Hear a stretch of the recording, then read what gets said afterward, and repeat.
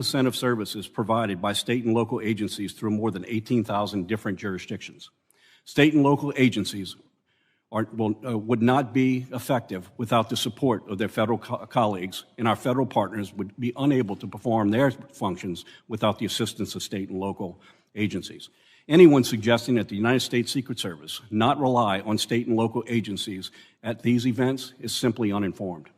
At these events, local law enforcement works under the direction of the United States Secret Service, which must ensure that all agencies involved at the event have a clear understanding of their roles and responsibility. Law enforcement agencies provide valuable community insight that can be crucial in identifying potential risk and issues. They contribute resources, personnel, and support that augments the capabilities of the U.S. Secret Service to ensure that there's adequate staffing and all contingencies are covered. Local law enforcement should be part of the command post and communications center to facilitate real-time information sharing and rapid response to emerging situations. This collaborative planning process ensures that all potential risks are identified and mitigated, and that local officers are fully integrated into timely and coordinated responses. Our presence is a vital part of the security matrix, but the United States Secret Service ultimately is responsible and is the final arbiter of any security matters affecting their protectee and the public. Clear and constant communication between participating agencies and the United States Secret Service is crucial to ensure the security of the protectee and everyone at the event. All this said, there were critical failures of security at the event in Butler. It is important that we learn from these failures to better provide safety and security for our leaders moving forward, as in public also attending these events. In the coming election, we will have extraordinary challenges placed on our Secret Service as they provide security at sites all across this nation over the next 4.5 months. And I'm confident that state and local law enforcement agencies are well prepared and ready to assist the United States Secret Service in this mission. I want to pause for a moment, and I want to flag another issue that often creates unnecessary obstacles for agencies within working together in real time, and that being interoperable communications. In the aftermath of 9/11, Congress wisely established FirstNet to address the voice and data communication failures faced by officers, partners, and first responders. To facilitate full use of FirstNet's advanced capabilities, we strongly urge Congress to ensure that our nation's public safety organizations at all levels of government are aware of and fully leverage the critical communication lifeline.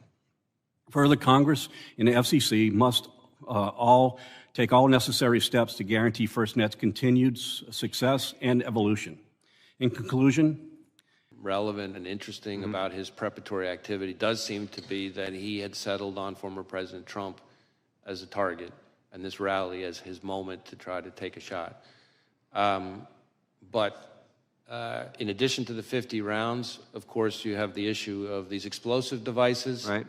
And so what else he may have had in mind is something that I think is very much of an open question.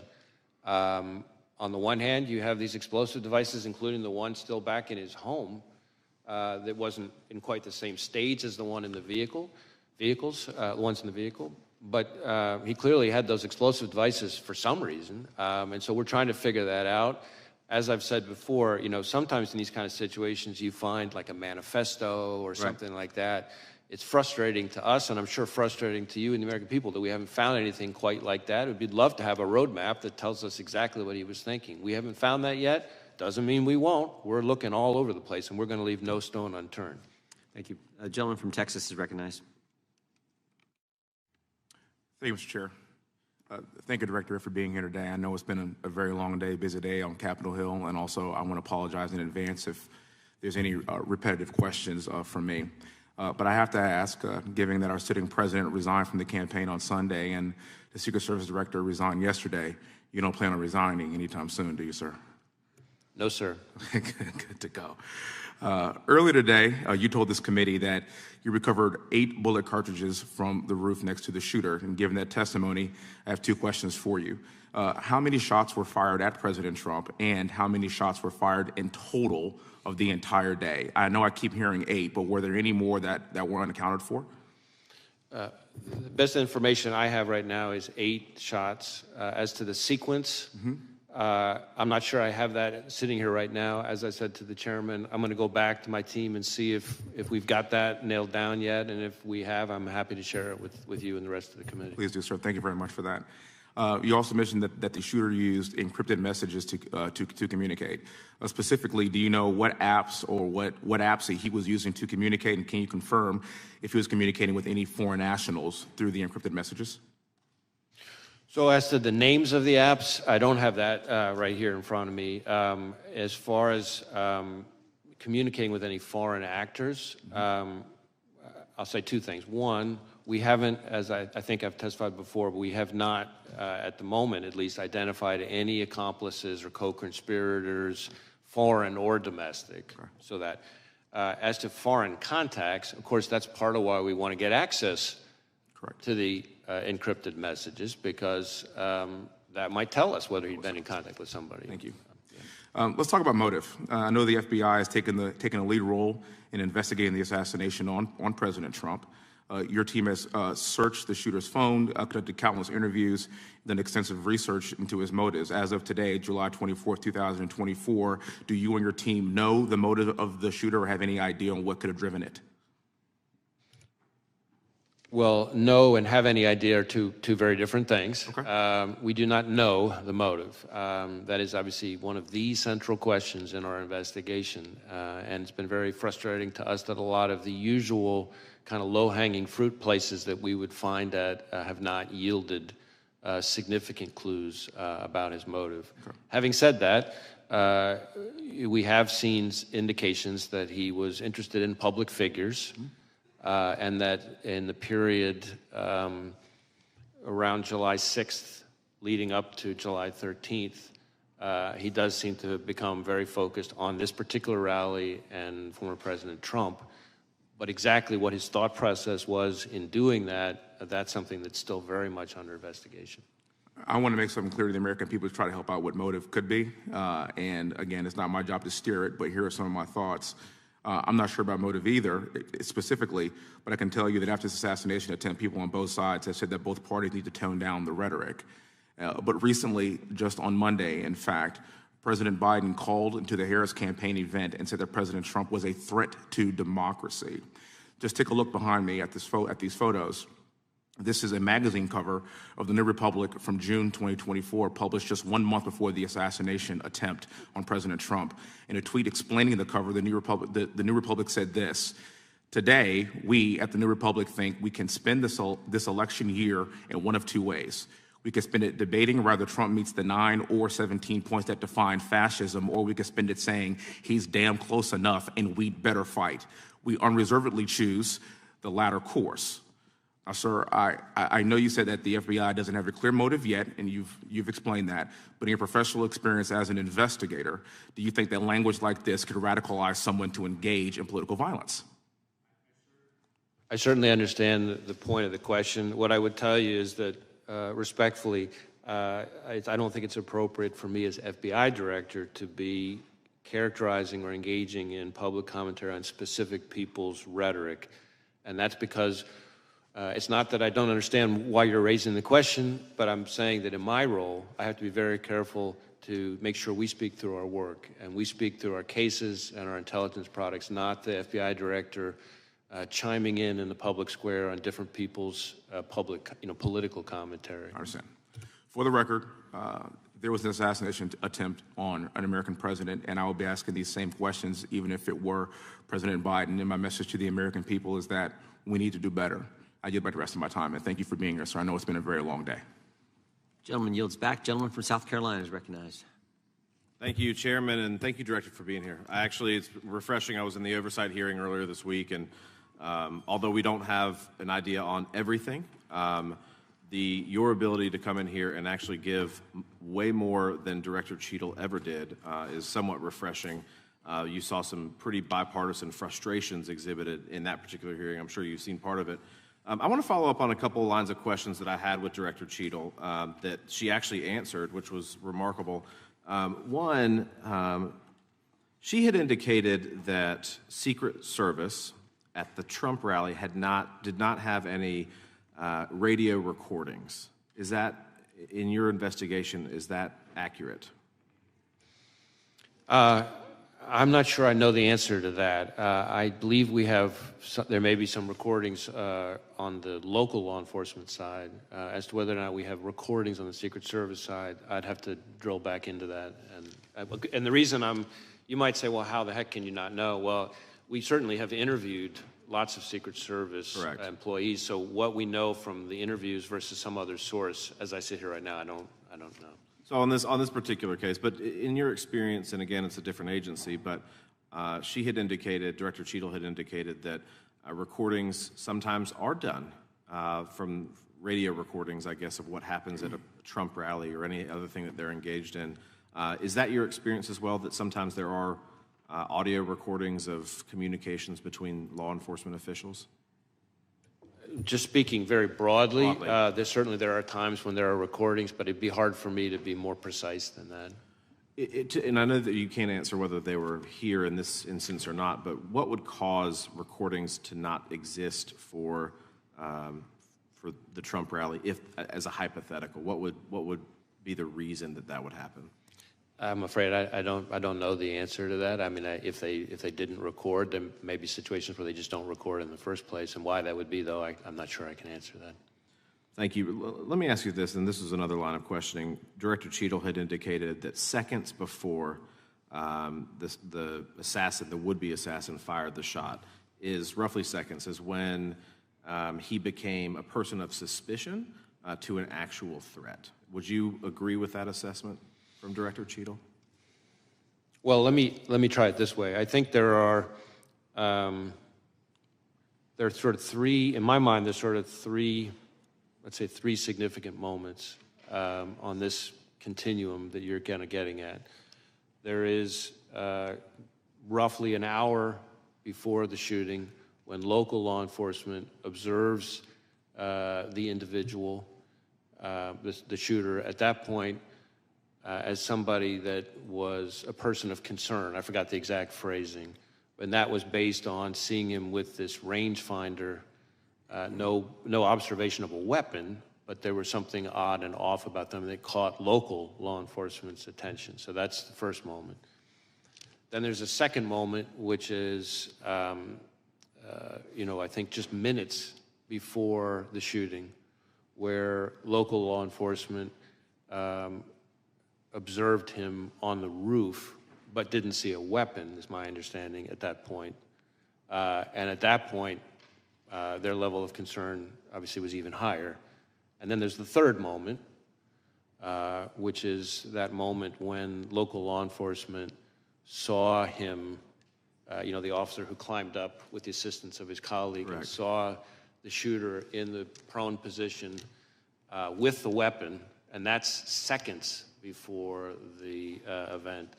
And so, terminology, I'm not sure, but it seems to me there's an evolution of concern over that time period. Correct, an escalating concern. At what point, and this again I just don't know, so I'm curious, at what point is, say, the sniper who killed Mr. Crooks, at what point is he able to fire a shot, and does he have to have authorization in which to do that? I don't know that I know Secret Service's rules of engagement in that situation. It's possible that our interview of the counter-sniper has uncovered that. Again, our focus has been, I certainly understand why you're asking the question, but our focus has been on the shooter himself and his actions and the attack.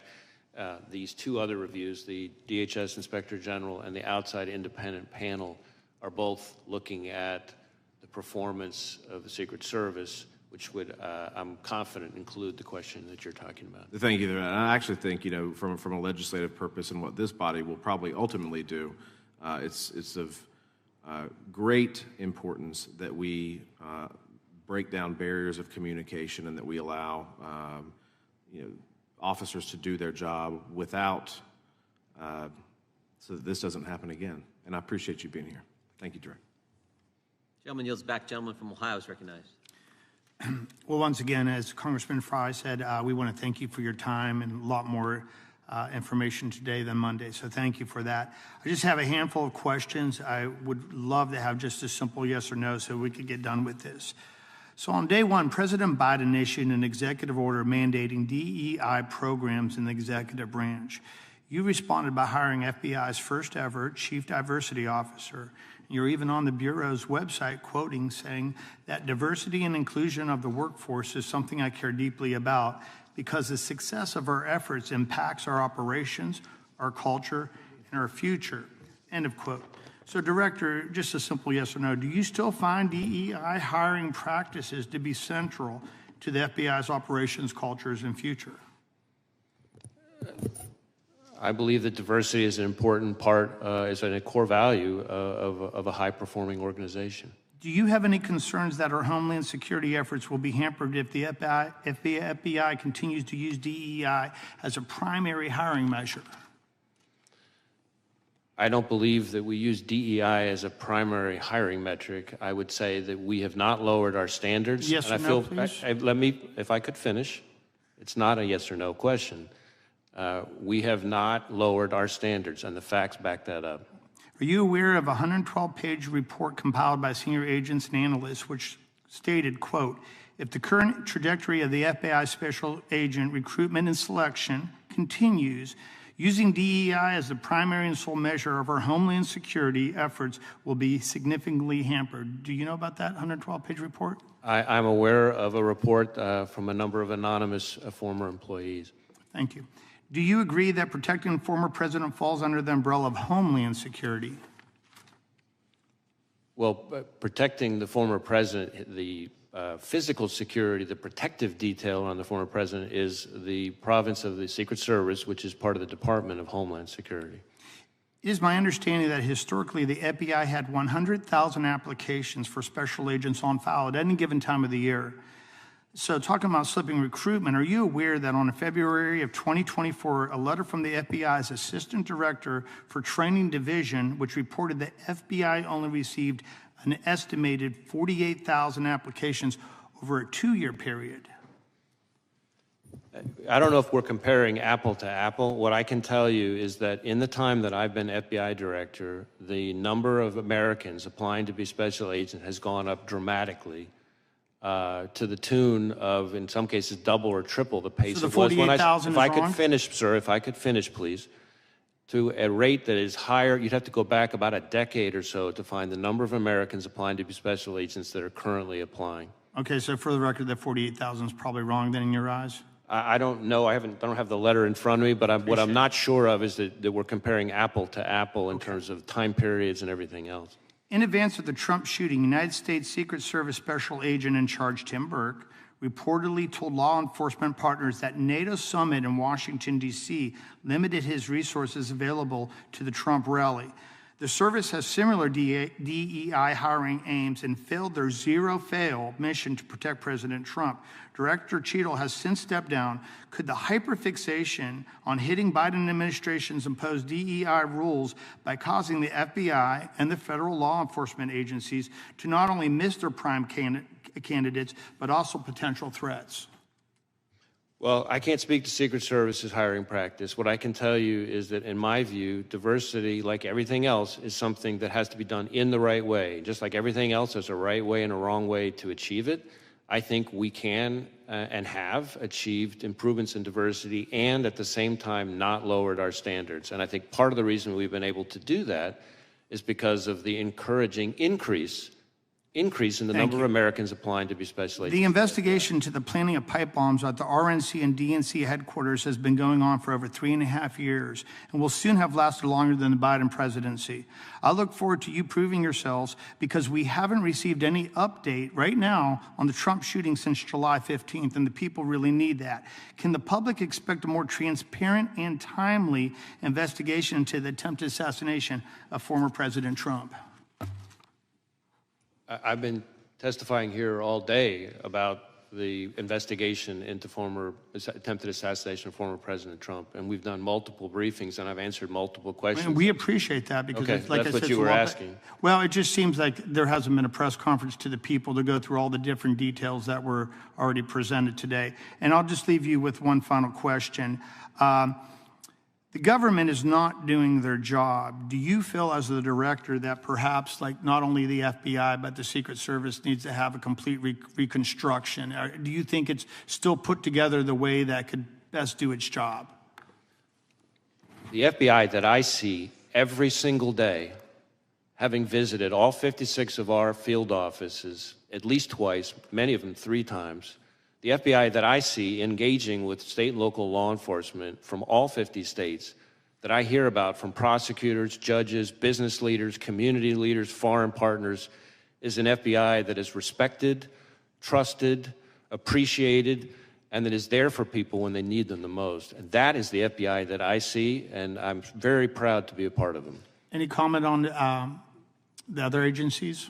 No, I'm not going to comment on other agencies. Appreciate your time, sir. Yield back to the chair. Gentleman yields back. Director, I have just a couple quick questions, but I want to give to the ranking member a chance to say some remarks or questions, and then we'll be done. Thank you, Mr. Chair. First, I'd like to say, as somebody, when I grew up, I watched The Untouchables, and I think Elliot Ness would be proud of you. I don't know about J. Edgar Hoover, but Elliot Ness for sure. Let me ask you this. In Memphis, you've put Memphis and Nashville's FBI together, kind of consolidated, and in one office. And I know you've worked with our U.S. Attorney and others to work on our crime situation there, and it's gotten better. But is this change in the FBI relationship there where we're not going to have an office necessarily? Tell me how that's going to affect Memphis. So I want to be very clear. We're not leaving Memphis. What we are doing is... Nobody should leave Memphis. In fact, most of the songs are about people going to Memphis. We are... They leave Nashville. They go to Memphis. Recognizing population growth and the threat environment, we have instead taken, if you look across the state, instead of having 2 field offices in Knoxville and Memphis, we're creating a Tennessee division headquartered in the middle in Nashville. But we are keeping the offices in Knoxville and Memphis. And in fact, when it comes to Memphis specifically, not only will it not result in any decrease in the number of agents there to work, actually, strange as it might sound, it's going to allow us to increase the number of agents who will be assigned to the Memphis office, including to tackle things like violent crime, which I know is of huge concern. And the reason for that is really the effect of this reorganization is to be able to reduce administrative roles that will be more consolidated in the middle in Nashville, but it'll allow us to increase the operational roles, the agent roles, the number of them in Memphis. So I think not only are we not leaving Memphis, we're actually increasing our investigative presence in Memphis as part of this, and we're going to be able to continue to collaborate closely with our great partners there without skipping a beat. Thank you. That's reassuring. One of the questions was asked over here was about previous assassination attempts on presidents. And obviously, I know you're a lot younger than me, but you probably did. Did you ever watch The Untouchables? I have watched it, yes. They had one of the programs was on Mayor Cermak. You know Mayor Cermak? I'm sorry, I couldn't hear you. Mayor Cermak, do you know who he was? I do not. He was the mayor of Chicago. And in February of 1933, there was an assassination attempt on Franklin Roosevelt in Miami, Florida. And Mayor Cermak, C-E-R-M-A-K, was killed and said, "I'm glad it was me and not you." Allegedly, he said that. But anyway, that was an attempt, and it failed, and that was Untouchables brought it into my consciousness. But thank you for your work. I appreciate it very much, and I appreciate you're not looking into changing our Democratic nominee. That's something we normally do. Thank you. Director, I'm still not clear in my mind. When did the counter snipers, the good guys, when did they first get eyes on the bad guy, the would-be assassin, on the roof of the AGR building? I'm not certain, but I'll take my best effort here. I guess I'm sorry to interrupt, but yeah.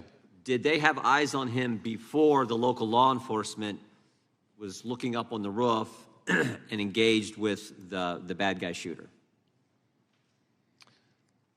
I don't know the answer to that. I will look into that and get back to you. I believe we have the answer. I just don't know that I have it. I want to make sure I answer accurately. Because we thought, from the briefings that Mr.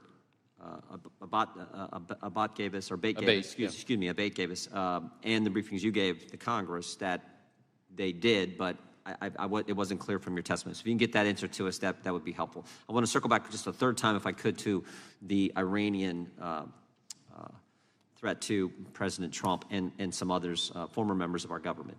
The reason I want to go back to that, because we now know that the Secret Service and Homeland Security denied resources to President Trump's detail that they had asked for.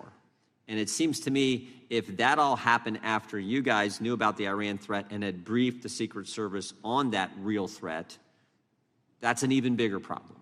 And that's why I was trying to get that timeline down, when you knew about it and when you briefed the Secret Service on the Iranians' threat to kill President Trump.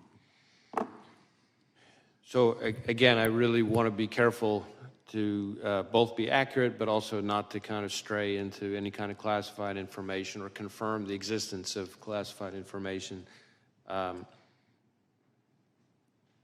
So let me see if there's a way for us to get back to you on that question. I understand why you're asking. It may be easier to answer than I think, but at the moment in an open hearing, I'm not sure if I can see the right way to do that. Fair enough. We'll expect answers to both those questions, and you can get back to this. That'd be great. Finally, anything else you want to tell us that we didn't ask? I mean, you came today and you told us some things that weren't even prompted by questions, and I just want to make sure if there's anything else you want to tell us regarding July 13th and what you've discovered. Now's the time. Well, again, we're going to continue to engage with the Congress. I think we've covered a lot of the points that I really wanted to make sure that I got across on, just as I'm looking at my list. In one way or another, through the course of today's questioning, I think we've gotten through most of it. That concludes today's hearing. We thank our witness for appearing before the committee today. Without objection, all members will have 5 legislative days to submit additional written questions for the witness or additional materials for the record. Without objection, the hearing is adjourned.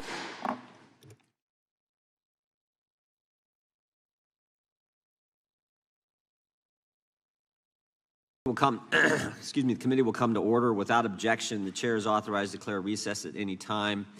We welcome everyone to today's hearing on oversight of the Federal Bureau of Investigation. The chair now recognizes the gentleman from Wisconsin to lead us all in the Pledge of Allegiance.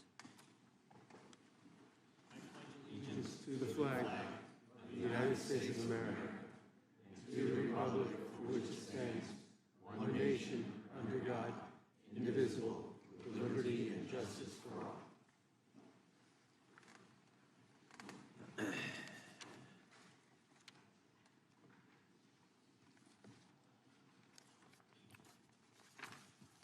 I wanted to begin today's hearing by recognizing the fact that we no longer have one of our great members with us. Sheila Jackson Lee, as we all know, passed away. She was a dedicated public servant. Her service on this committee spanned nearly 3 decades and included shepherding through countless pieces of legislation. I said yesterday at subcommittee hearing that I don't know that there was any member of Congress who got more out of 5 minutes than Sheila Jackson Lee did. And she was just a pleasant spirit who we all enjoyed. And we're thinking about her family. We all certainly will miss Sheila. I yield to the ranking member for comments. Thank you, Mr. Chairman. Mr. Chairman, this room and our hearts feel a little emptier today as we mourn the loss of our dear friend and colleague, Sheila Jackson Lee. In the nearly 30 years that I've served with Sheila on the Judiciary Committee, I witnessed her boundless energy, her courage, and her character as she lent her voice and her legislative talents to nearly every issue that came before this committee. Whether it was advocating for just and humane immigration reform, working to protect voting rights and preserve our civil liberties, or delving into the technical details of administrative law and intellectual property, Sheila was always at the forefront of our work. Sheila made perhaps her greatest mark serving as the chair and later ranking member of the Crime Subcommittee. In this role, she worked in a bipartisan fashion to reauthorize the Violence Against Women Act and to protect victims of trafficking, among many other successes. She was also a leader on such issues as sentencing reform, gun safety, police accountability, and racial justice. Sheila engaged in many spirited debates, but she always had the deepest respect for all of her colleagues, even those with whom she vehemently disagreed. And she deeply loved the institution of Congress, and particularly the Judiciary Committee, because it gave her a platform to make a meaningful impact on the lives of millions of Americans. If Sheila took up a cause, She could be relentless in her determination to see it through, whether that meant making one extra phone call, going to one more meeting, offering one more amendment, or making one more speech. She would not rest until she thought she had done everything she could to fight for the issues she cared about. Through it all, she stayed true to her values and always had the people of Houston close to her heart. We are all better for having known her. The American people are better for having had her in their corner all these years. I will deeply miss my friend and colleague. May her memory be a blessing. I yield back. I want to thank the ranking member. Well said. Now, Chair will recognize himself for an opening statement. July 13th was a terrible day for America. We all agree spirited debate, fighting for what you believe in, are part of what makes this country the greatest nation in the world. But the First Amendment and robust political debate are not consistent in any way with violence. What happened in Butler, Pennsylvania was a tragedy that took the life of a good man, Corey Compertor, leaving a wife without a husband and 2 daughters without a father. Others were injured, and of course, former President Trump, by the grace of God, survived the assassination attempt. There are a lot of unanswered questions about the security failures that day, questions about decisions made before the rally, questions about actions during the rally, and questions about statements made after the event concluded. Prior to the rally, why was the president's security detail denied requests for extra resources? Why weren't all the buildings secured? There were a finite number of buildings that needed to be secured. Why wasn't that done? Why was the president allowed to walk out on the stage when there was a suspicious person on the property? During the rally, what exactly happened between 6:09 and 6:14, those critical 5 minutes? We know from briefings from the director and the deputy director at the FBI and other information we've gathered that at 6:09, the shooter was identified on the roof. At 6:10, the counter sniper was notified. Counter sniper teams were notified about the shooter. 6:11, the shooter fired several shots, injuring and killing one person, injuring others. At 6:12, the counter sniper took down the shooter, and at 6:14, President Trump was escorted off the stage by Secret Service agents. We need to know what happened play by play, moment by moment, second by second, the communications that took place, again, during that critical 5 minutes. And then finally, after the rally, why did both the Secret Service and Secretary of Homeland Security, Mayorkas, lie to the American people? July 14th, the day after the attack, Secret Service spokesman Anthony Guglielmi said this, quote, "The assertion that a member of the former president's security team requested additional security resources that the U.S. Secret Service or the Department of Homeland Security rebuffed is absolutely false." The next day, Secretary Mayorkas said, "That is an unequivocally false assertion. We had not received any requests for additional security measures that were rebuffed." But 5 days later, top officials repeatedly rejected requests from Donald Trump's security detail for more personnel. And on the 21st of July, the New York Times, confirming what the Washington Post reported, said, quote, "Mr. Guglielmi acknowledged that the Secret Service had turned down requests for additional federal security assets for Mr. Trump's detail." 180-degree change. Why did they initially lie to us in the days after the attack in Pennsylvania? Finally, we hope to learn more today from Director Wray about the shooter, his use of the drone, the explosives that were in his car, how he got on the roof, and a host of other questions. It is our hope that Director Wray's testimony can begin to give answers to the American people about all of these questions and concerns. So, Director, we appreciate you being here, and we trust that you're going to be as transparent with the committee and the country as you possibly can. And I'm sure you understand that a significant portion of the country has a healthy skepticism regarding the FBI's ability to conduct a fair, honest, open, and transparent investigation. And that skepticism is based on what they've witnessed over the past several years. The American people have seen a Biden-Harris Justice Department that can't tell us who planted the pipe bombs on January 6th, that can't tell us who leaked the Dobbs opinion, and that can't tell us who put cocaine at the White House. A Biden-Harris Justice Department who raided President Trump's home, Biden-Harris Justice Department who worked with social media companies to censor Americans, Biden-Harris Justice Department who let the country believe that the Hunter Biden laptop was misinformation when they knew at the time it was authentic and maybe most importantly, a Biden-Harris Justice Department who retaliated against whistleblowers who came to this committee and spoke to us about these issues.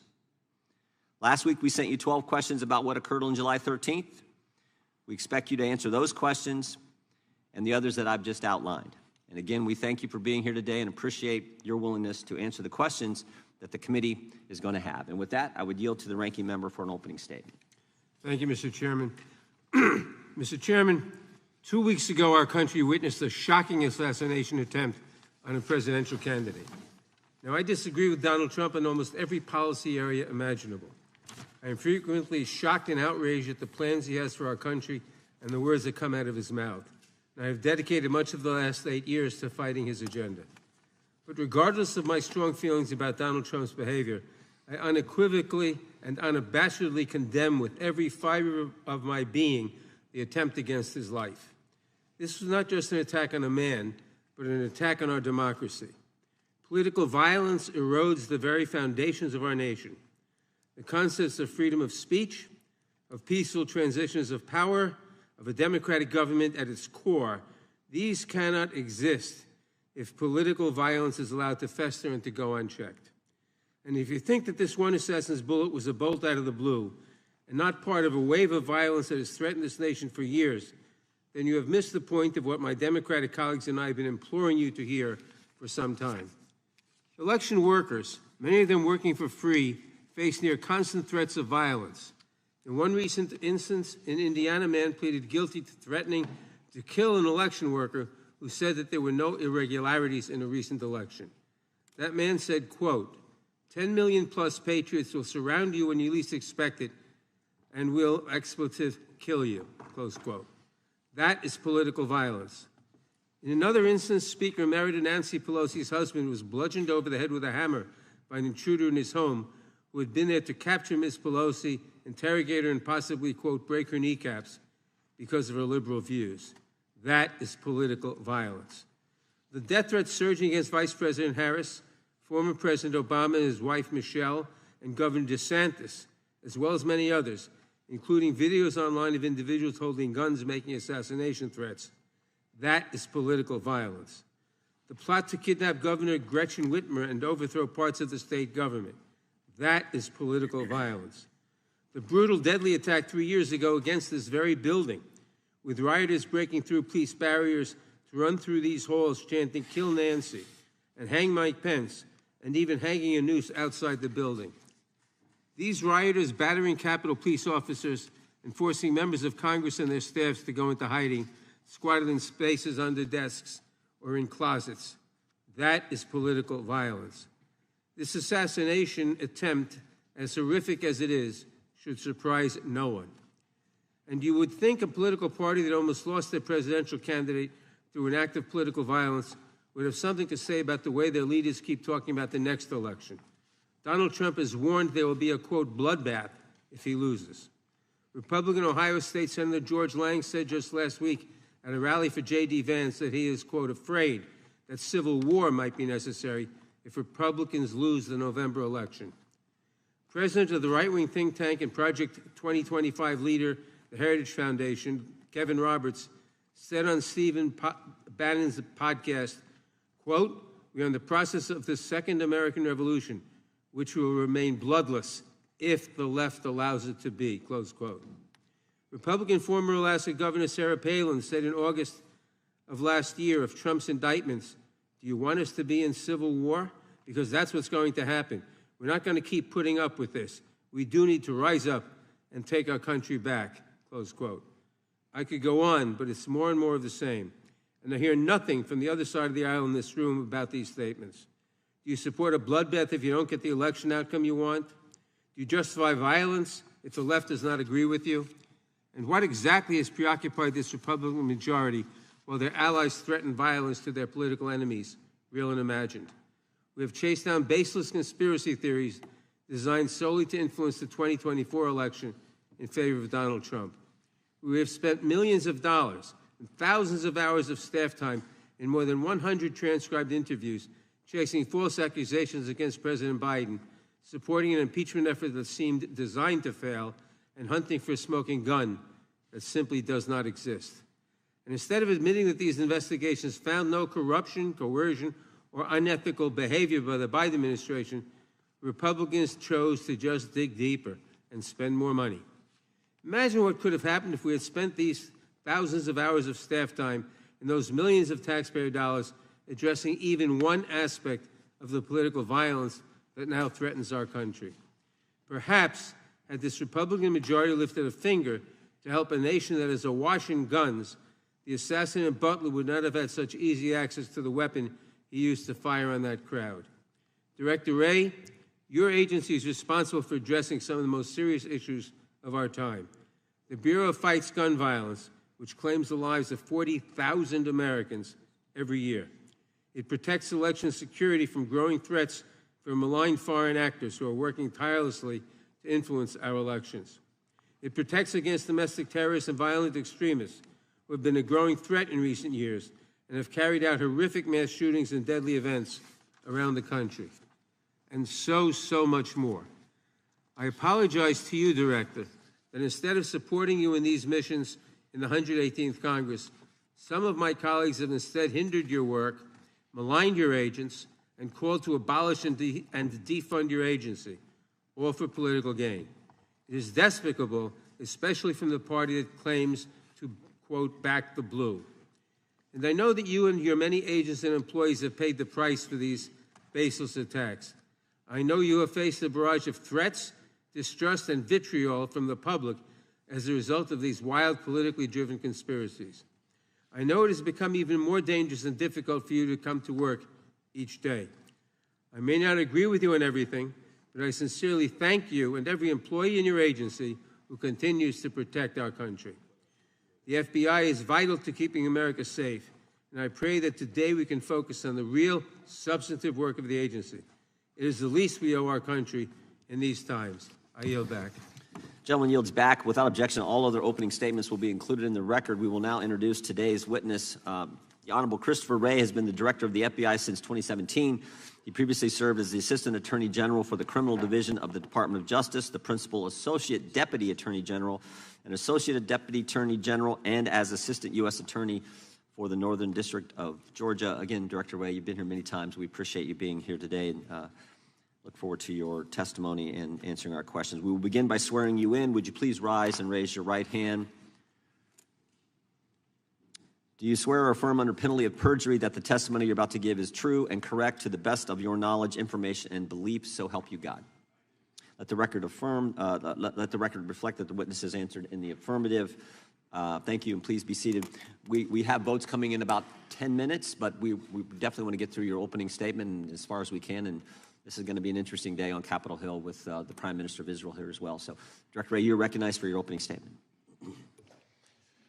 Good morning, Chairman Jordan, Ranking Member Nadler, members of the committee. I want to begin by offering my condolences on the passing of Representative Jackson Lee, who served the people of Texas in this body and on this committee for so long. Thank you all for your support of our efforts to protect the American people and uphold the Constitution. I am proud to be here today representing the 38,000 special agents, intelligence analysts, and professional staff who make up the FBI, men and women who every day work relentlessly to counter the most complex threat environment I've seen in my tenure as FBI director, maybe in my entire career in law enforcement. Before I go any further, I also want to acknowledge and offer my deepest condolences to the victims of the horrific assassination attempt in Butler County. To the friends and family of Corey Comparator, who by all accounts lost his life protecting others from danger. To the other victims, two of whom were critically wounded. And of course, to President Trump, former President Trump and his family. As I've said from the beginning, the attempted assassination of the former president was an attack on our democracy and our democratic process, and we will not and do not tolerate political violence of any kind, especially a despicable account of this magnitude. And I want to assure you and the American people that the men and women of the FBI will continue to work tirelessly to get to the bottom of what happened. We are bringing all the resources of the FBI to bear, both criminal and national security. Now, there's a whole lot of work underway and still a lot of work to do, and our understanding of what happened and why will continue to evolve, but we're going to leave no stone unturned. The shooter may be deceased, but the FBI's investigation is very much ongoing. To that point, I also want to acknowledge that I recognize both the congressional and the public interest in this case and the importance of this investigation to the American people. And I understand there are a lot of open questions.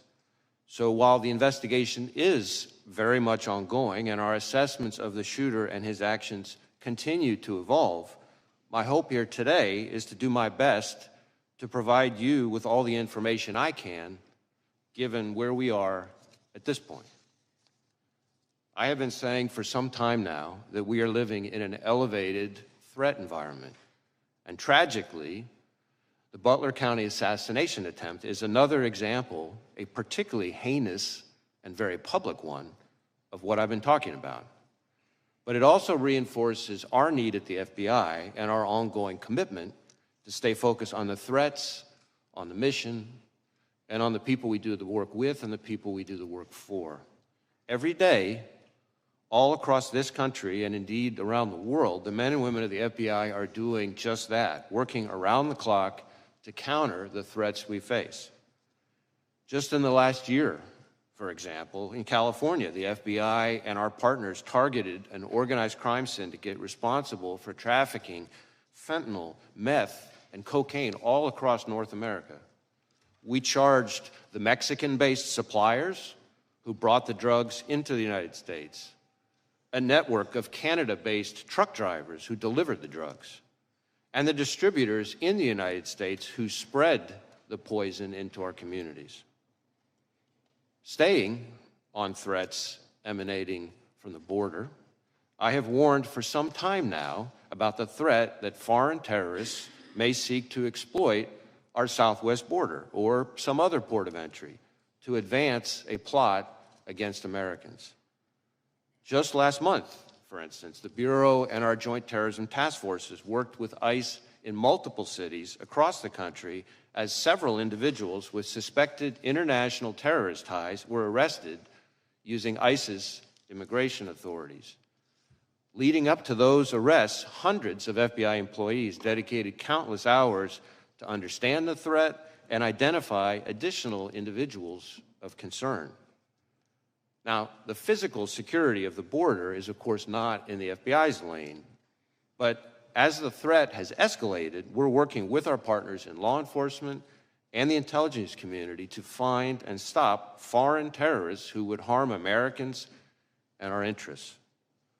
As concerning as the known or suspected terrorists encountered at the border are, perhaps even more concerning are those we do not yet know about because they provided fake documents or because we didn't have information connecting them to terrorism at the time they arrived in the United States.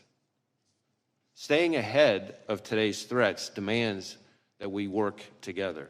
And for the FBI, that means doubling down on our partnerships, especially with state and local law enforcement. Whether it's working through our hundreds of joint terrorism task forces, to build out source networks to identify those who slip through the cracks, or targeting the worst of the worst responsible for the violence that still plagues far too many communities through our Safe Streets task forces, or taking the fight to the cartels responsible for trafficking the dangerous drugs like fentanyl, pouring into our country and claiming countless American lives. Staying ahead of the threat also means continuing to disrupt the cyber criminals ravaging businesses, large and small, and confronting nation states like China, targeting our innovation and our critical infrastructure. At the Bureau, we're proud to work side by side with our brothers and sisters in federal, state, and local law enforcement, our partners in the intelligence community, and others around the world to fulfill our commitment to keep Americans safe. Now, on Friday, the FBI will celebrate its 116th anniversary. 116 years of protecting the American people and upholding the Constitution. 116 years of working with our partners to safeguard the communities we serve. 116 years of innovating to stay ahead of the complex, evolving, and very real threats out there. I am proud of the legacy the men and women of the FBI have built and all they have accomplished for the American people. So, if I may, as we approach this week's anniversary, I would just like to say to all those who are part of the FBI family, from our current employees to our formers and to our partners across law enforcement and the intelligence community, thank you. Thank you for dedicating your lives to this country and to its people. It is both humbling and an honor to serve alongside you, and I look forward to the work we're going to continue to do together. And with that, thank you again for having me, and I look forward to our discussion. Thank you, Director Wray. Excuse me. We'll now proceed under the 5-minute rule. The gentleman from North Carolina is recognized for 5 minutes. Thank you, Mr. Chairman. Director Wray, I'm way down here. I appreciate the chairman giving me this because I've got to leave. But let me ask this question. Why doesn't the FBI disclose to the American people all of the investigative detail and evidence that you are gathering as it is gathered? Well, we have tried to be transparent with both Congress and the American people as we're going along in the investigation, frankly, unusually so for an ongoing investigation, given the sheer nature of it. We have provided a lot of information. I expect to continue to provide information. I expect to be able to provide some additional information here today in response to your questions and your colleagues. But part of the issue is that, as like in any investigation, as we proceed, facts evolve. Our understanding of what somebody said turns out to have more context that we didn't have before. We have additional leads out there. So part of our goal is not just to respect the ongoing investigation process, but also to make sure that we don't prematurely provide information that then 2 days later turns out to be different than what we told people, because that's very much, kind of a natural part of any investigation. So, did Crooks fire 8 shots? We have recovered 8 cartridges on the roof. Why was Crooks allowed to get off 8 shots? Well, that, I think, is something we're still digging into. Again, maybe this is a good place for me to make clear the different investigations that are going on. So, because certainly I understand and given that I've only got 3 minutes left, okay, and I know other members, I'm really interested because I appreciate your invitation. You said you're prepared to disclose things as questions are asked. So I don't want to waste time, I just want to get to the questions that might, and as many members as can, ask questions that you'll answer. I actually think I'd be glad for you to go on soliloquy, frankly, and tell us what you know. I think the American people want to know. Why was President Trump not kept off the stage? We don't know the answer to that, but I want to be clear, and this is important because I think it goes to questions that I can and cannot answer. Our investigation, the FBI's mandate, is focused on the shooter and all things related to his attack. Now, obviously, I understand very much the intense interest and focus on the Secret Service's performance, actions, decision-making, et cetera. There are 2 separate after-action reviews, the DHS Inspector General and the outside independent panel that's been convened that are focused on that. Now, our investigation will obviously overlap with that. Here's the problem. We're out 13 days, and you say we've been disclosing. We had the the colonel from the Pennsylvania State Police in front of Homeland yesterday. He was quite candid. He disclosed to us that Butler Emergency Services Unit personnel were posted into the windows on the 2nd floor of the AGR building, that they left there to go pursue the person that they spotted, Crooks, that they texted a photo of Crooks to the PSP representative in the command center. That information was relayed to the United States Secret Service. They asked that it be texted to someone else. That was many minutes before President Trump took the stand. What we don't know is why were they not keeping him off the stand? And to the extent, I know we always hear when there's a criminal investigation, you got to wait for that to develop. But do you have any reason do you have any other target of your criminal investigation other than Crooks, who's dead? We are investigating the shooter both to determine his motive and his preparations and activities before the shooting, but also to make sure whether or not there are any co-conspirators, accomplices. At this point, have you developed any evidence to so suggest that there are any accomplices or cooperators or assisters? Not at this time, but again, the investigation's ongoing. So here's the thing. While we wait, maybe for months, and I hate to say this, I'm not trying to take a pot shot, but the country went for years with the understanding that the Hunter Biden laptop was Russian disinformation as offered by respected former intel officials, and the whole time the FBI had the laptop, and then let that happen in public until finally offering testimony in a case. To the degree we wait to hear as a country and as a Congress what has happened in this event, because the FBI is conducting an investigation, it provides quarter for the U.S. Secret Service not perhaps to reckon with the problems that are obvious to everyone. So let's get a couple in while I've got 13 more seconds. One more question, perhaps. Senator Grassley says that the records of the day show that there was a counter unmanned aerial surveillance operator on site. Was there? And why did that person not prevent crooks from being able to use a drone? So again, questions about the Secret Service's performance are better directed to those other reviews. What I can tell you when it comes to drones is that Crooks himself had a drone, and I'm prepared to answer questions here today about the shooter and his use of the drone, for example. My time's expired. Gentleman yields back. The ranking member is recognized for 5 minutes. Thank you, Mr. Chairman. As I said in my opening statement, political violence is a scourge and entirely unacceptable, no matter the source or the target. Last October, a far-right conspiracy theorist broke into Nancy Pelosi's home and bludgeoned her husband. Prominent Republicans mocked the attack and promoted conspiracy theories about it. Last August, an armed Utah man who threatened to kill President Biden was killed as FBI agents attempted to serve a warrant on him hours before President Biden landed in his state. Some on the right claimed that the man was simply a, quote, Second Amendment enthusiast. In recent weeks and months, those on the right have repeatedly called for, quote, civil war, with an Ohio state senator saying that if Republicans lose the election, quote, it's going to take a civil war to save the country, and it will be saved. The president of the Heritage Foundation likewise said that, quote, we are in the process of the Second American Revolution, which will remain bloodless if the left allows it to be, close quote.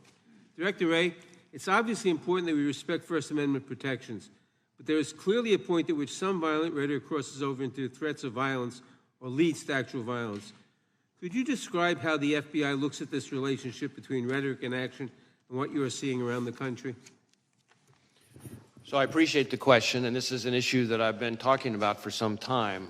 In our view, there is a right way and a wrong way under the First Amendment to express your views, no matter how passionate or even angry you are. And violence and threats of violence is not the right way. And we don't care what you're upset about or who you're upset with. When, from the FBI's perspective, when it turns to violence and threats of violence, that's when we have to draw the line. That's when we get engaged. And there is an alarming phenomenon that we've seen over the last several years of that kind of passion and heated rhetoric turning into actual violence and threats of violence. We've seen it against public officials of all sorts. We've seen it against law enforcement. The number of officers shot and killed in the line of duty in this country is, frankly, outrageous and alarming. And I know that because every time an officer is shot and killed anywhere in this country, since the day I started as FBI director, I personally call the chief or the sheriff to express my condolences and to talk to them about the victim's family. And the number of those shootings that are ambush-related, meaning somebody is targeting law enforcement because they're law enforcement, is particularly alarming. I have made around 400 of those phone calls. It's almost every 5 days that a law enforcement officer is killed in the line of duty. And that is an example of the kind of ways in which passions and heated rhetoric can bubble over into violence. Thank you. Members of Congress, their families, and their staffs have witnessed an alarming rise in threats against them. I appreciate the work your agency has done to investigate and address these threats, but I'm concerned that we do not seem to be stemming the tide. What is the FBI doing to ensure that members of Congress, their families, and their staffs are safe? So we have a very close relationship with the Capitol Police, and we have members of the Capitol Police, for example, who are on some of our task forces. We share intelligence information about things that we're seeing, trends that we're seeing with Capitol Police and others in law enforcement.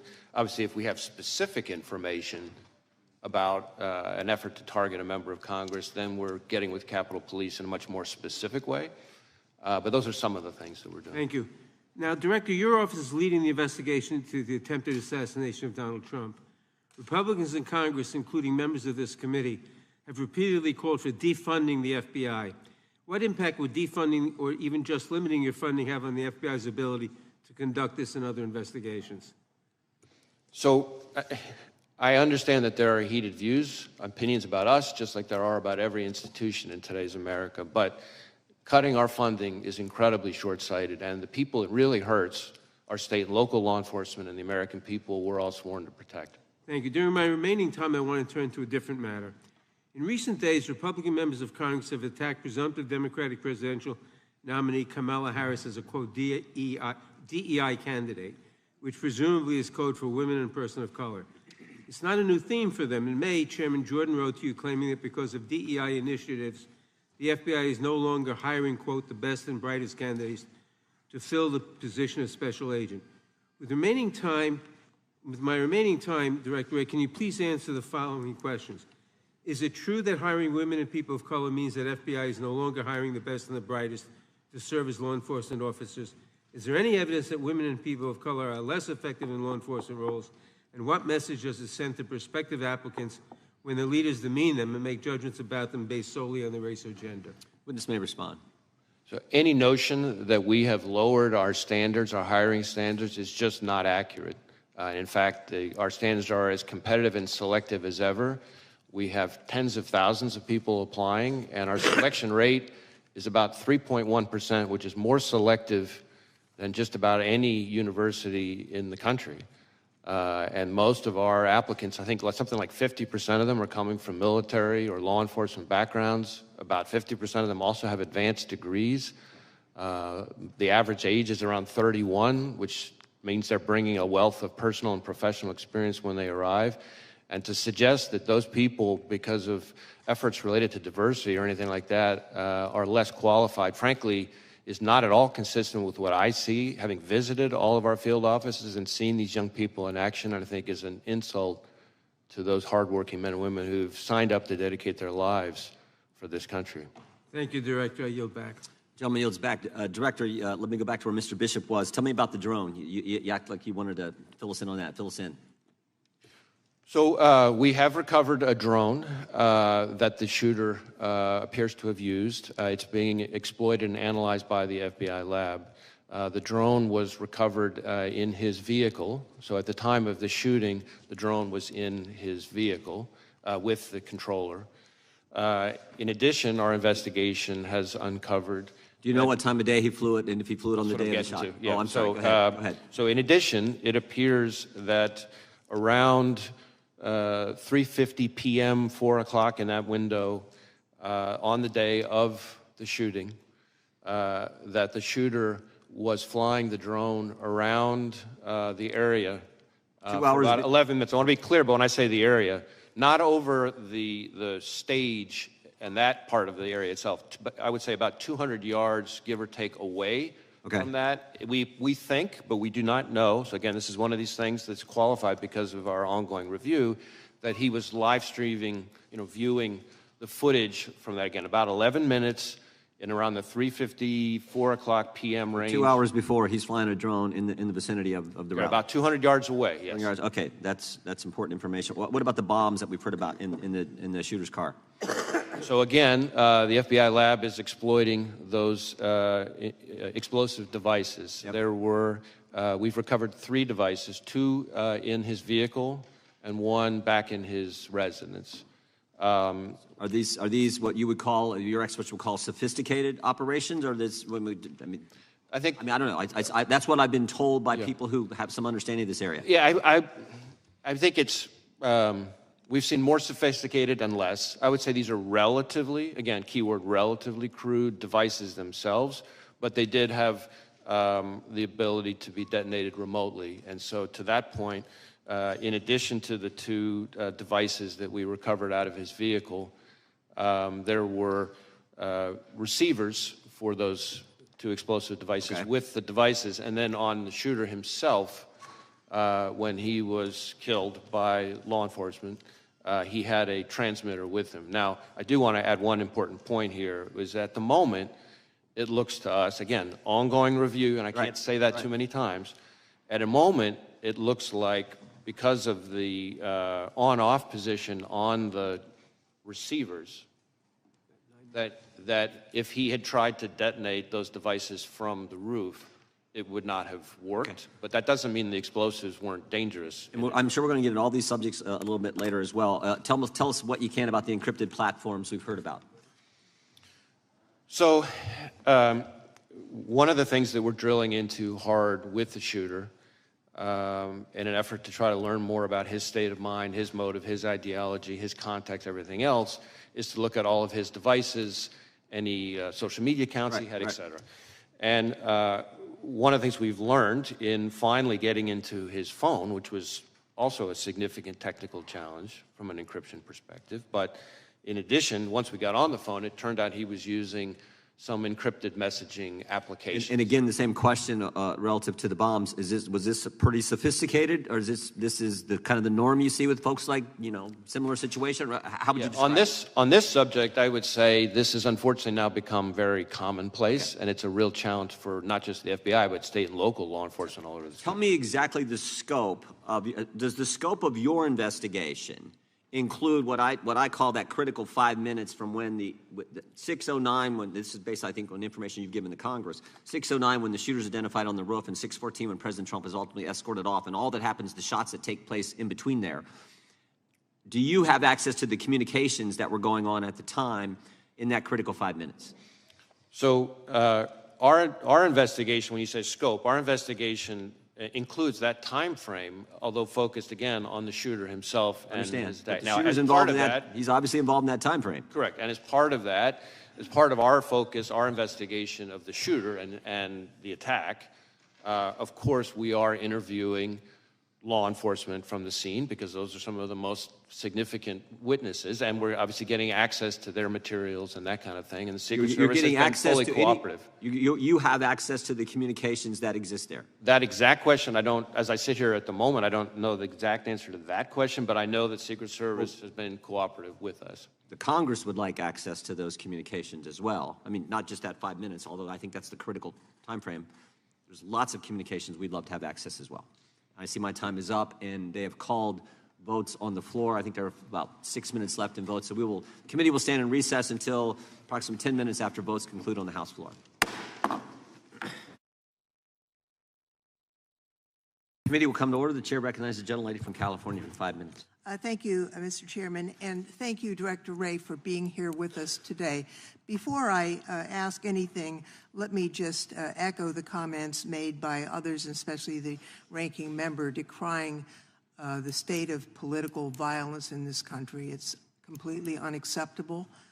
We have a democratic system that allows for us to disagree, but not to take those disagreements to violence. That's what we have elections for.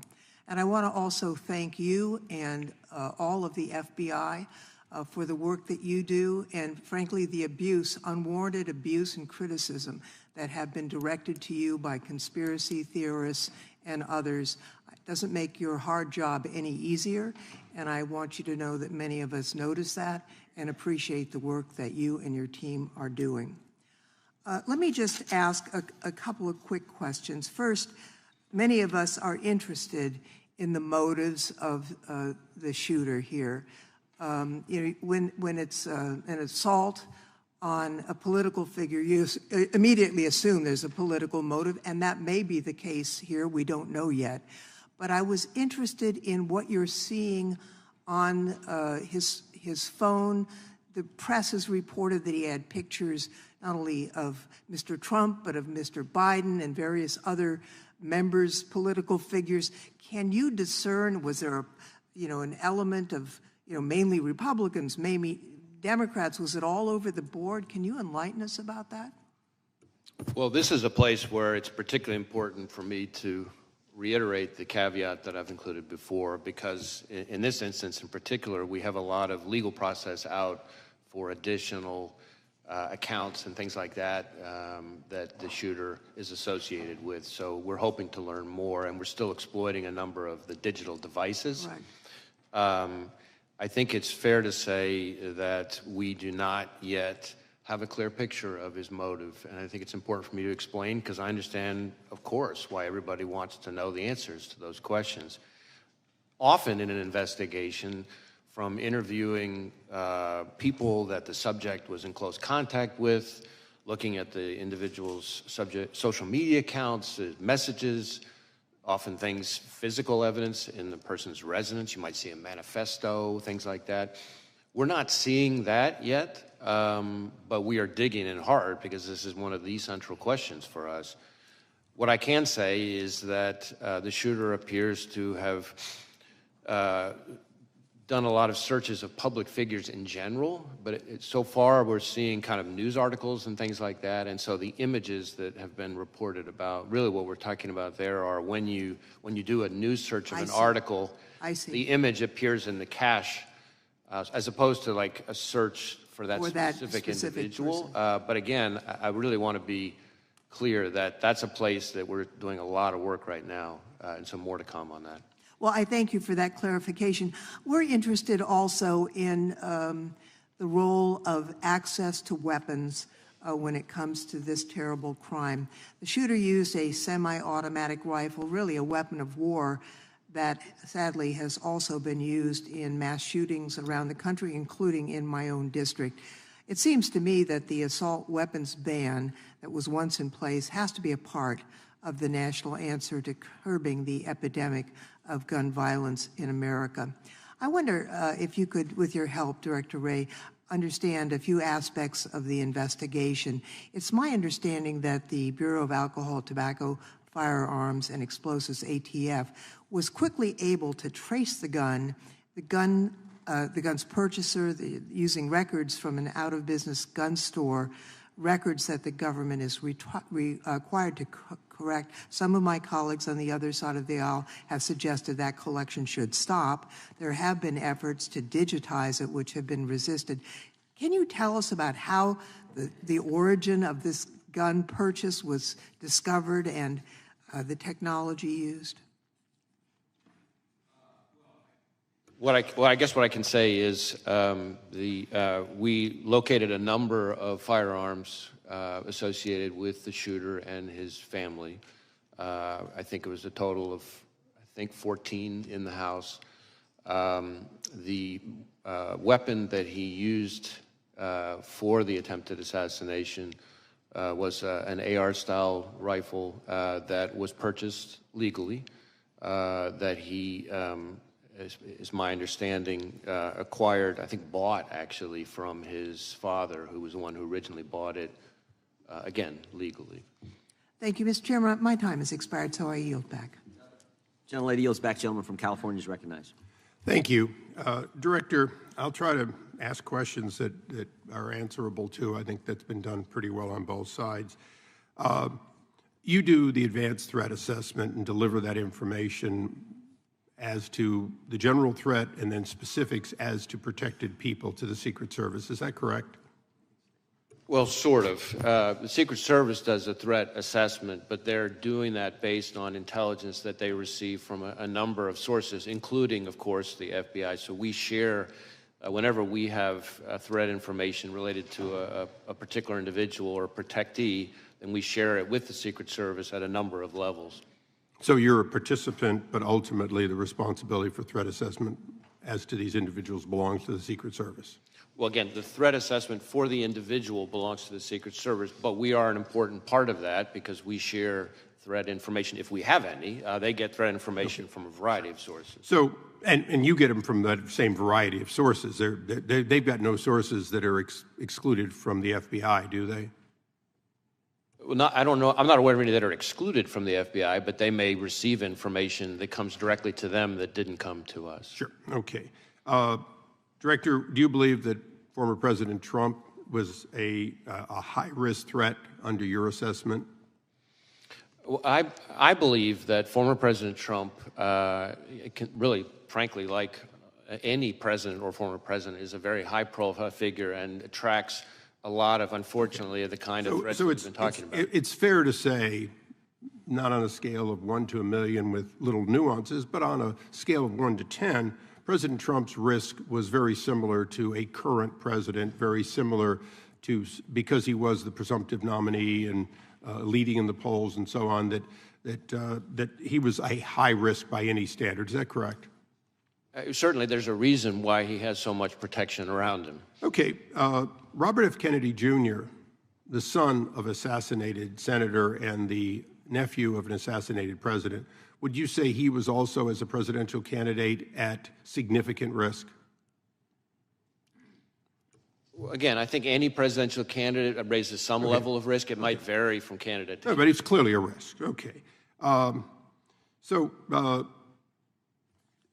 In a nutshell, the day before this attack, President Trump was documented not to have gotten on multiple occasions from the Secret Service what they asked for. The day after, it looks like they're getting more. The day before, RFK had been denied by the president multiple times, Secret Service protection. The day after, he now has it. So now my question is the actions of a 20-year-old with a lone gunman on a roof sufficient to change the risk assessment in your mind for President Trump and RFK?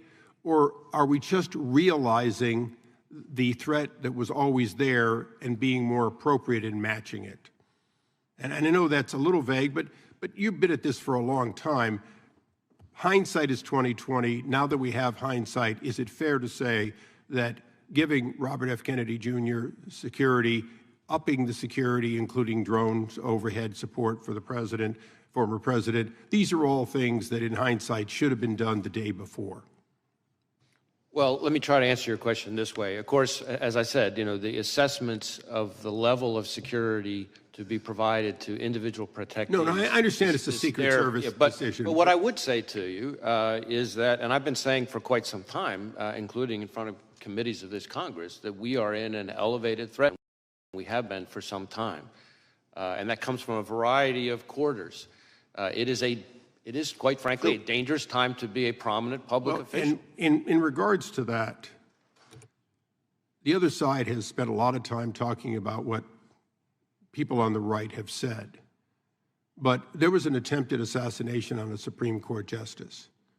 We have had the highest-ranking senator on the other side of this body saying that there were actions, that they were accountable. We have had multiple members of Congress in both the House and the Senate berating the character of members of the Supreme Court as a result of their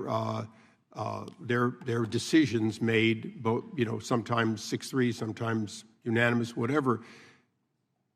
Are those comments, not any one of them, but are those comments and the generation of that sort of, oh, this guy's bad for democracy, this Supreme Court justice is a threat to democracy, is that the kind of thing that raises the threat level, and would you caution against that?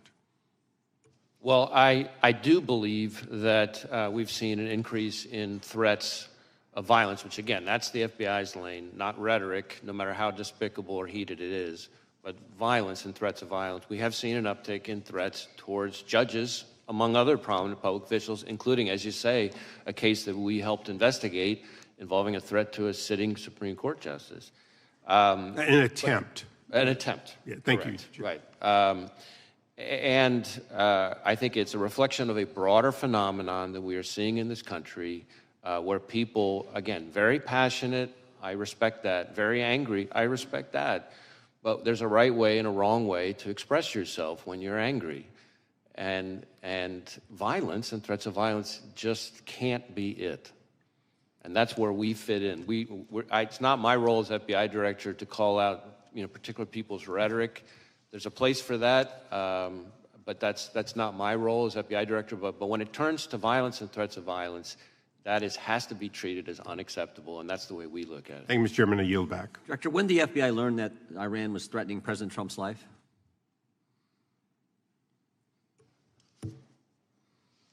So I want to be a little bit careful here, not to talk about specific classified information, but we have been for quite some time, and I'll stick with what's in the open record. We, for some time, and I in particular for some time, have been calling out the efforts by the Iranian government to attempt to retaliate for the killing of Soleimani by going after current or former prominent U.S. officials, and we've even had an indictment against it. And I think that we need to recognize the brazenness of the Iranian regime, including right here in the United States. And I expect that we're going to see more of it, and I expect there'll be more coming on that. I'm not aware of any threat information related to protectees that wasn't, passed in a timely way, but I can't really get into specifics here. It's the minority's time here, but I just felt that was a question the committee needed to understand, and it sounds like you've known that for a long Secret Service. Any information related to threats against the former president, which again, as we've sort of talked about, happens all too often, is something that we have a whole process we routinely share with the Secret Service at a number of levels in a timely way, and to my knowledge, that has consistently been followed. The gentleman from Georgia is recognized. Thank you, Mr. Chairman. Thank you for being here, Director Wray. Director Wray, the FBI is the independent law enforcement agency under the Department of Justice. Is that correct? Yes. And does the FBI director currently report to anyone? Well, you mean in a chain of command, yes. Reporting structure kind of Yes. thing? Yeah, so the FBI is part of the Justice Department. On the org chart, you would see that the FBI director, and this has been true for decades, reports to the Deputy Attorney General, who reports to the Attorney General. Obviously, reports in a communication sense, I report to any number of people. As opposed to a micromanagement reporting system. Correct. And you would take issue, would you not, with any proposal that would change or alter that chain of command and place you or place a FBI director in the position of reporting directly to the president? Would you not? You would oppose that? I don't think that would be a wise reporting structure. I think the structure that we've had for decades now makes sense. I think there's a difference between independence in a sort of organizational structure perspective and independence in terms of the way you do the work. Obviously, the FBI is part of the Justice Department. Well, reporting directly to the president would eliminate your independence, would it not? I don't think it would help. Yeah. And you're familiar with Project 2025, are you not? I mean, I've seen news reports about it. I'm not particularly familiar with it. You're aware that it is a game plan for President Trump's first 120 days in office, correct? I'm really not familiar with the details. Again, I've seen reporting about it. It is, and what he proposes to do is to force the FBI director to appoint, report directly to him. That's what he wants to do within the first 120 days. He also wants to eliminate the position of FBI General Counsel. That is also set forth in Project 2025. How would you recommend that? I think the FBI's Office of General Counsel serves an incredibly important role, including in terms of advising our workforce. We have 38,000 people. The idea of having an organization like ours, an independent law enforcement agency like ours that doesn't have its own general counsel's office doesn't make sense to me. Well, it would seem like any proposal that would force the director to report to the president, and then there would be no legal counsel for the director of the FBI. That seems like it's an attempt to neuter the FBI and render it accountable only to the president. Isn't that correct? Well, let me put it this way. I recognize that the FBI director, this FBI director and every FBI director before me, serves at the pleasure of the president. And that's part of our system. I was appointed by President Trump. I respect that. I think that's a part of our structure. But independence in terms of how we do our work is what matters to me. And we need to be able to do our work in a way that is free from political interference. Well, you wouldn't be able to do that by reporting everything you do to the president and getting his authority and approval before you take action, correct? I don't think that would be a wise approach. And then there's even a proposal to replace many of those 38,000 dedicated civil servants who work for the FBI, replace them with a MAGA group that has pledged its allegiance to Donald Trump. What danger would that bring to the FBI if that were to happen? Well, again, I haven't read or reviewed this thing that you're referring to. Assuming what I say is true. But the FBI is made up of 38,000 dedicated career law enforcement professionals. It has no political appointees of any kind, unless you count me as a nominee of the former president. Either, I don't think that should change. I think that is a bunch of part of how we do our work. Being the employees of the FBI. We're coming up on 116 years of the FBI, and that's the way it has been for 116 years. It would be crazy to take 38,000 MAGA loyalists and put them at the FBI. That's frightening. That's what Project 2025 proposes, and I'm glad to know that you are not with that program, and with that I yield back. Gentleman yields back. Gentleman from Florida is recognized. Was the shooter on the FBI's radar in any way prior to the assassination attempt? We did not have any information about the shooter. He was not in our holdings before the shooting. No communication in any chat rooms, no CIs or confidential human sources have any interaction with? No, we've run a thorough search for the subject through all of our holdings, and he was not in them anywhere.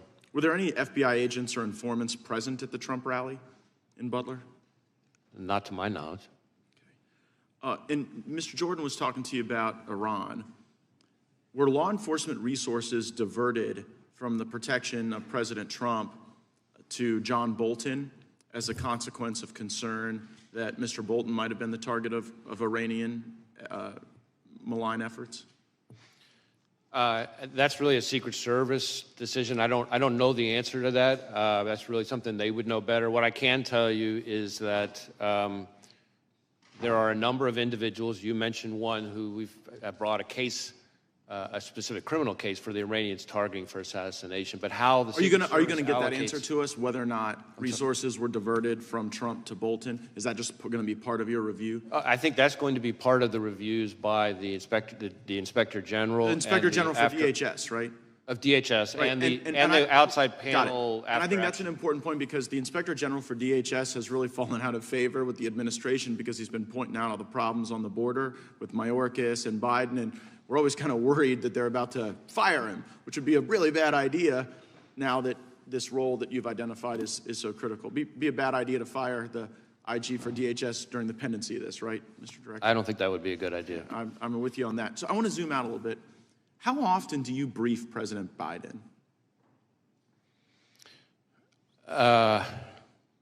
You mean on this specific case? No, in your role as FBI director. I mean, I don't know that I could give you a number. Is it like weekly, monthly, daily? It's not at a regular cadence. There have been times when there have been months at a time when I haven't, and then there have been times when several days apart I have. Okay. It's always with other people. The Vice President, is she typically there? Often has been. Okay, so when did you notice his decline? In my interactions, in my role, all my interactions with the current president have been completely professional. Right, but I mean the cognitive decline. I'm not saying he treated you unprofessionally, just maybe not picking things up as quickly as he used to. Again, I don't meet with him very often, but what you're describing is not something that I've observed during my interactions with him. I mean, we've had it observed so often that the ranking member and Mr. Schiff on this committee have said that he could no longer continue as a candidate. And so, since you're the FBI director, I was just sort of wondering, like, who's running the country?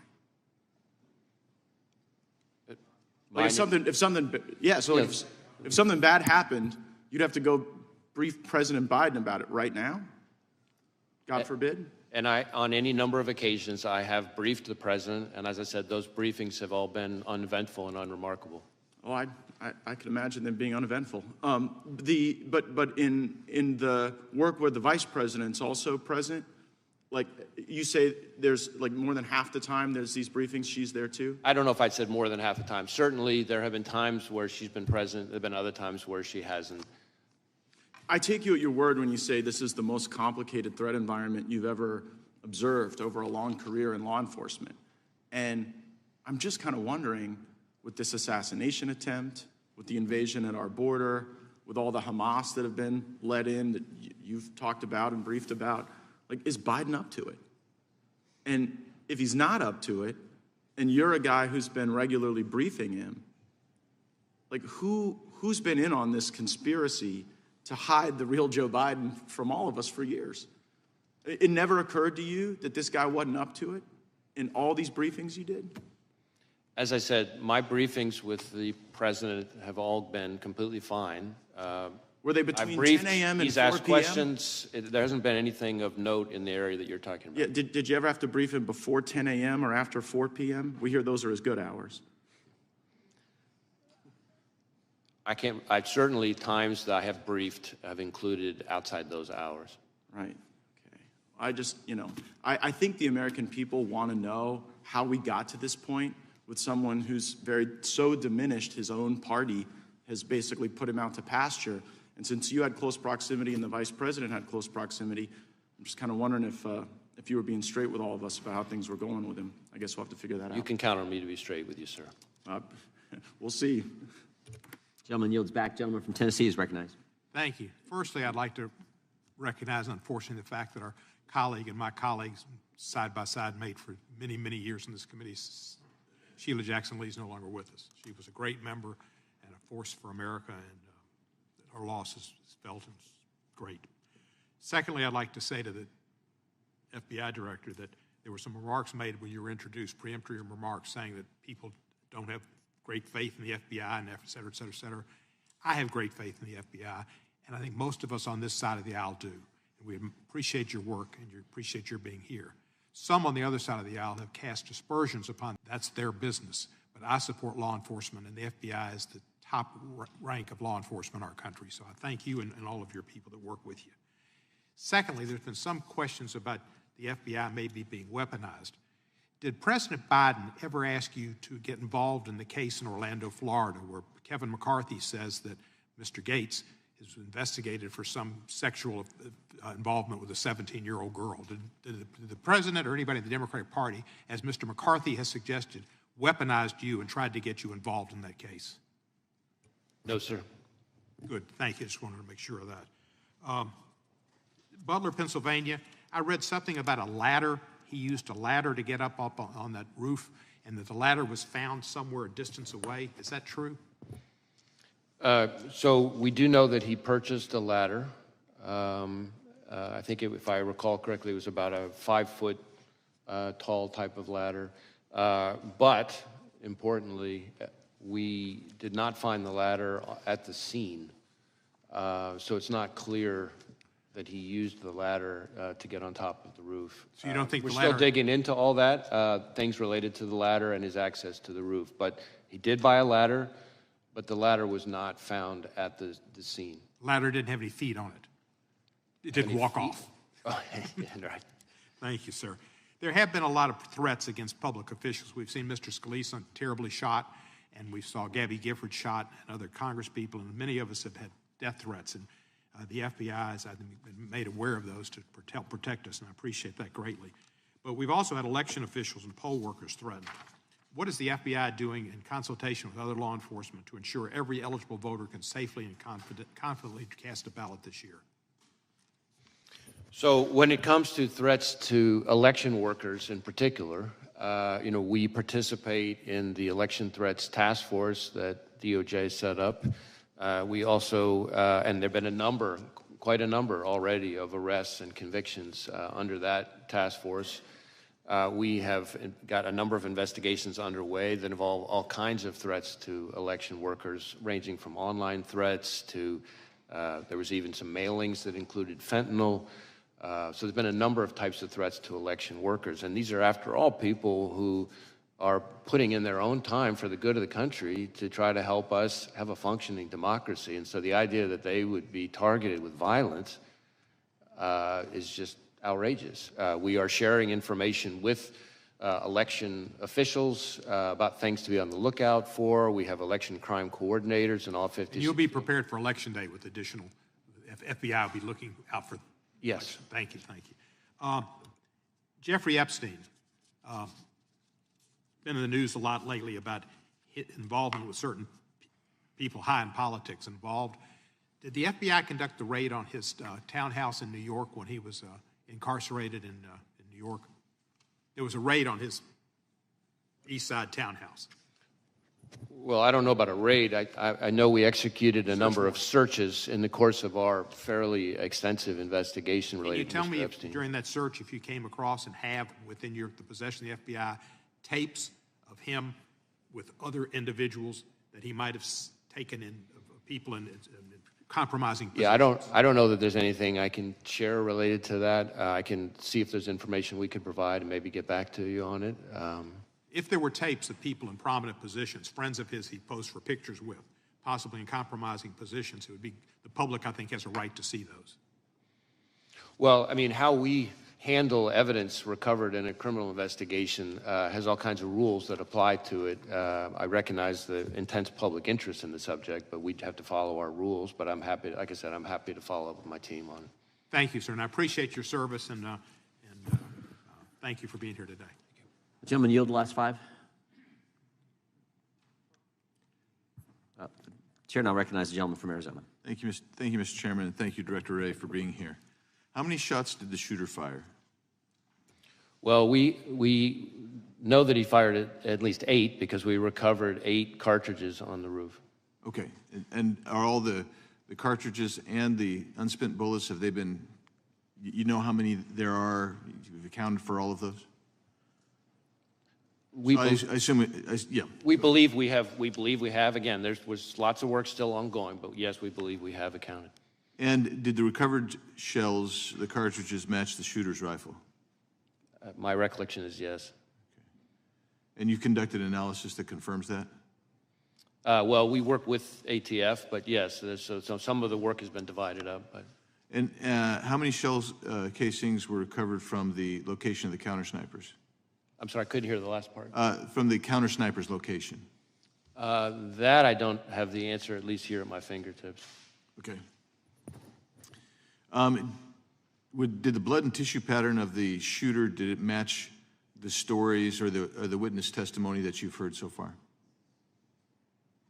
Can you, well, I'm not sure I'm following the question. Well, I assume you've interviewed the counter snipers, or you have that evidence, and other witnesses describing the kill of the shooter. And I'm wondering if the blood and tissue and brain matter is consistent with the testimony that you're receiving. In other words, is the physical... In terms of the manner of death? Exactly. Is the physical evidence consistent with where the shot from the counter sniper took place? Yeah, so the autopsy is being handled by, as is not unusual, the state authorities. My understanding is thus far, I don't think it's fully complete, which is not, again, not totally unusual. But so far, nothing remarkable on that front. That's from the body itself, but from actually the scene where the shooter was found, is everything consistent with the testimony, the physical evidence at the scene? Is that consistent with the testimony you've seen, that you've heard so far? So far, yes. Again, ongoing investigation.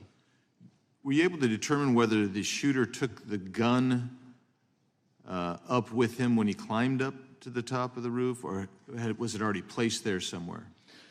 So that is something that we're drilling into right now that we don't know the answer to yet. I can tell you, which may be relevant, though, to your question, that, and I don't think this has been reported yet, that the weapon had a collapsible stock, which could explain why it might have been less easy for people to observe. Because one of the things that we're finding is people have observed him, the first people to observe him with the weapon were when he was already on the roof, and we haven't yet found anybody with firsthand observation of him with the weapon walking around beforehand. So that doesn't mean he wasn't, obviously, but the collapsible stock is potentially a very significant feature that might be relevant to that.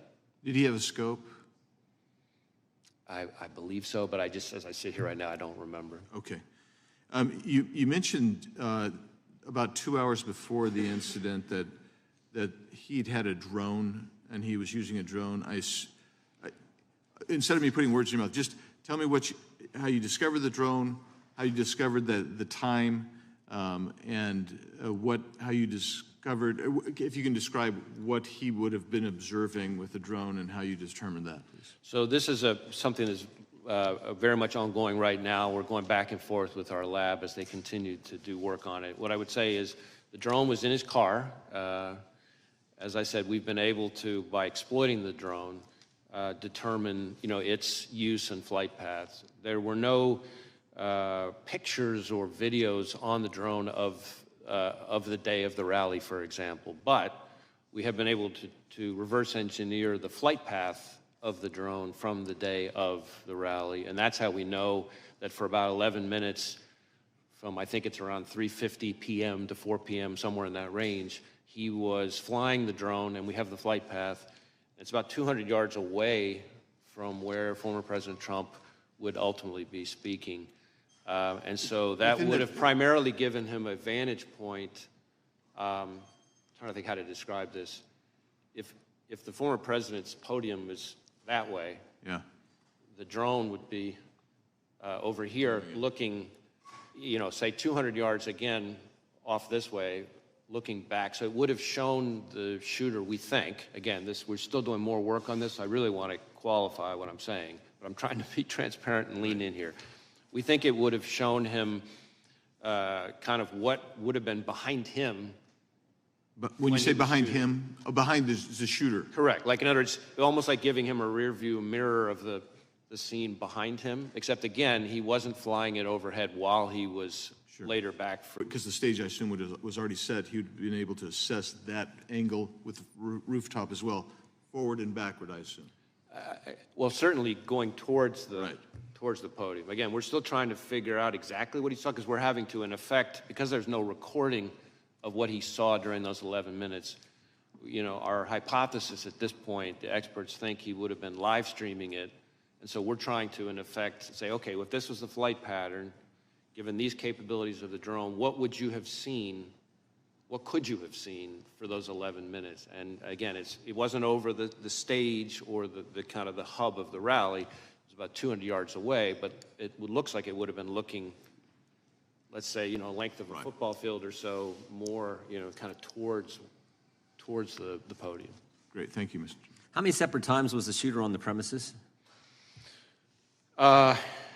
So again, with the caveat that we're continuing to do work on it, we believe that the first time he traveled to the grounds was, I think, a week before, and he spent roughly 20 minutes there.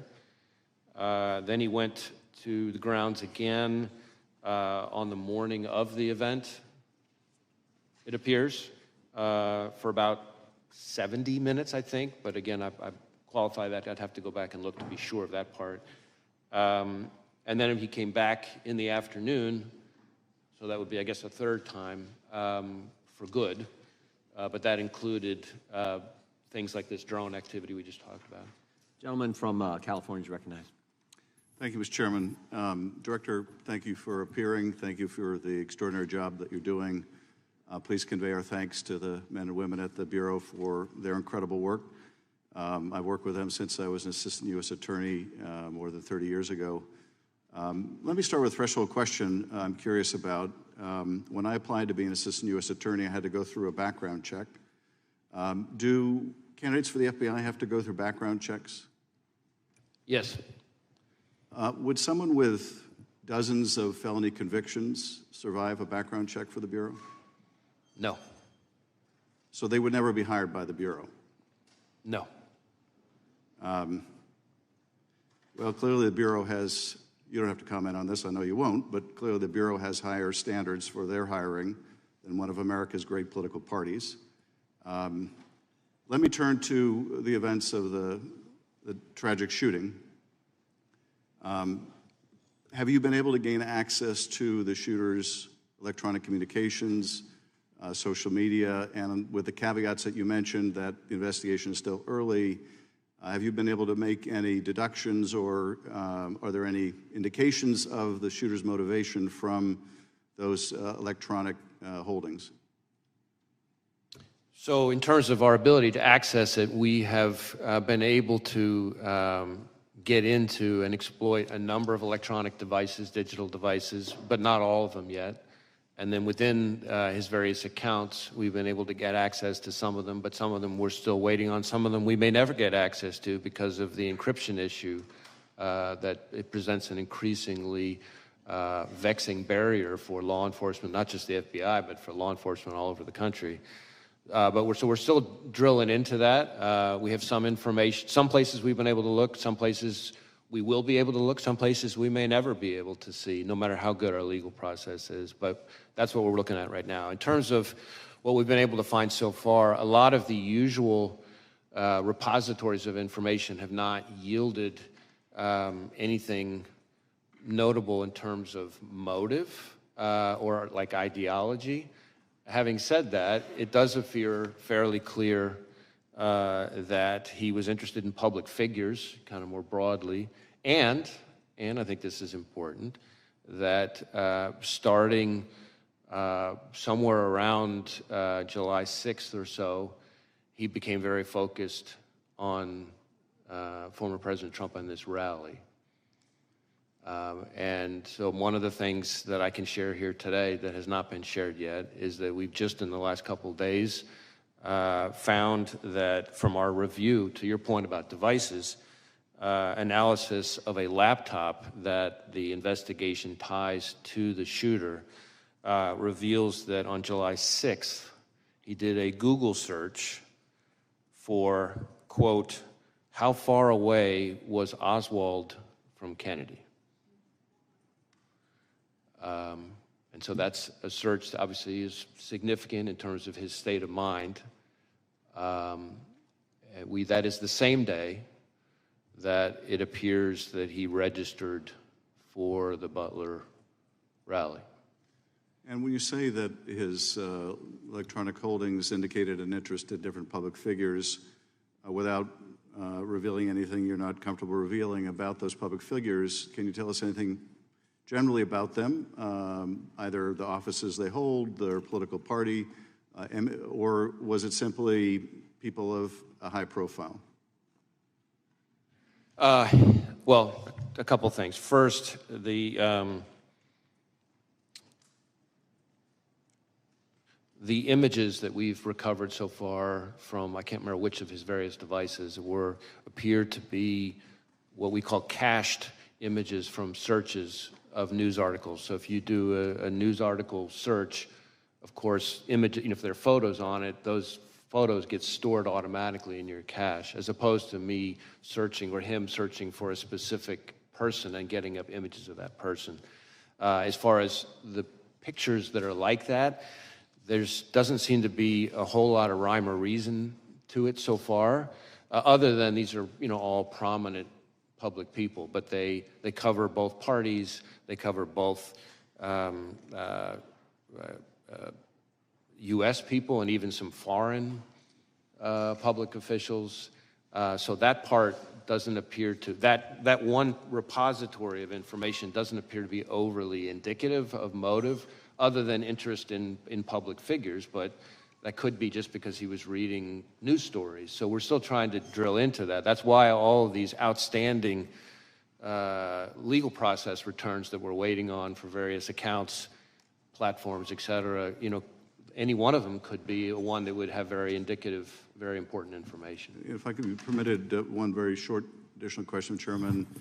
From that, any indication of any other particular target, that is someone who was not just sort of generically the subject of the searches you described, but for which there was more of an interest than others? There's the information I just described at the moment does not appear particularly indicative of targeting in its own right. But again, that dot, once we get other information, could connect in a way that might be more meaningful. But I'm sharing that piece of information with this committee and with the American public, but I think it's important that we put down a qualification. This does not appear to be some kind of target list or something like that. This is cached images from running searches of news stories. And again, there's nothing at the moment, there's no pattern from that particular piece of information that is overly remarkable so far. Thank you. Thank you, Chairman. Gentleman yields back. Gentleman from California is recognized. Mr. Director, you previously told us that you consider the situation on the southern border to be a massive security threat to our country. Is that still your assessment?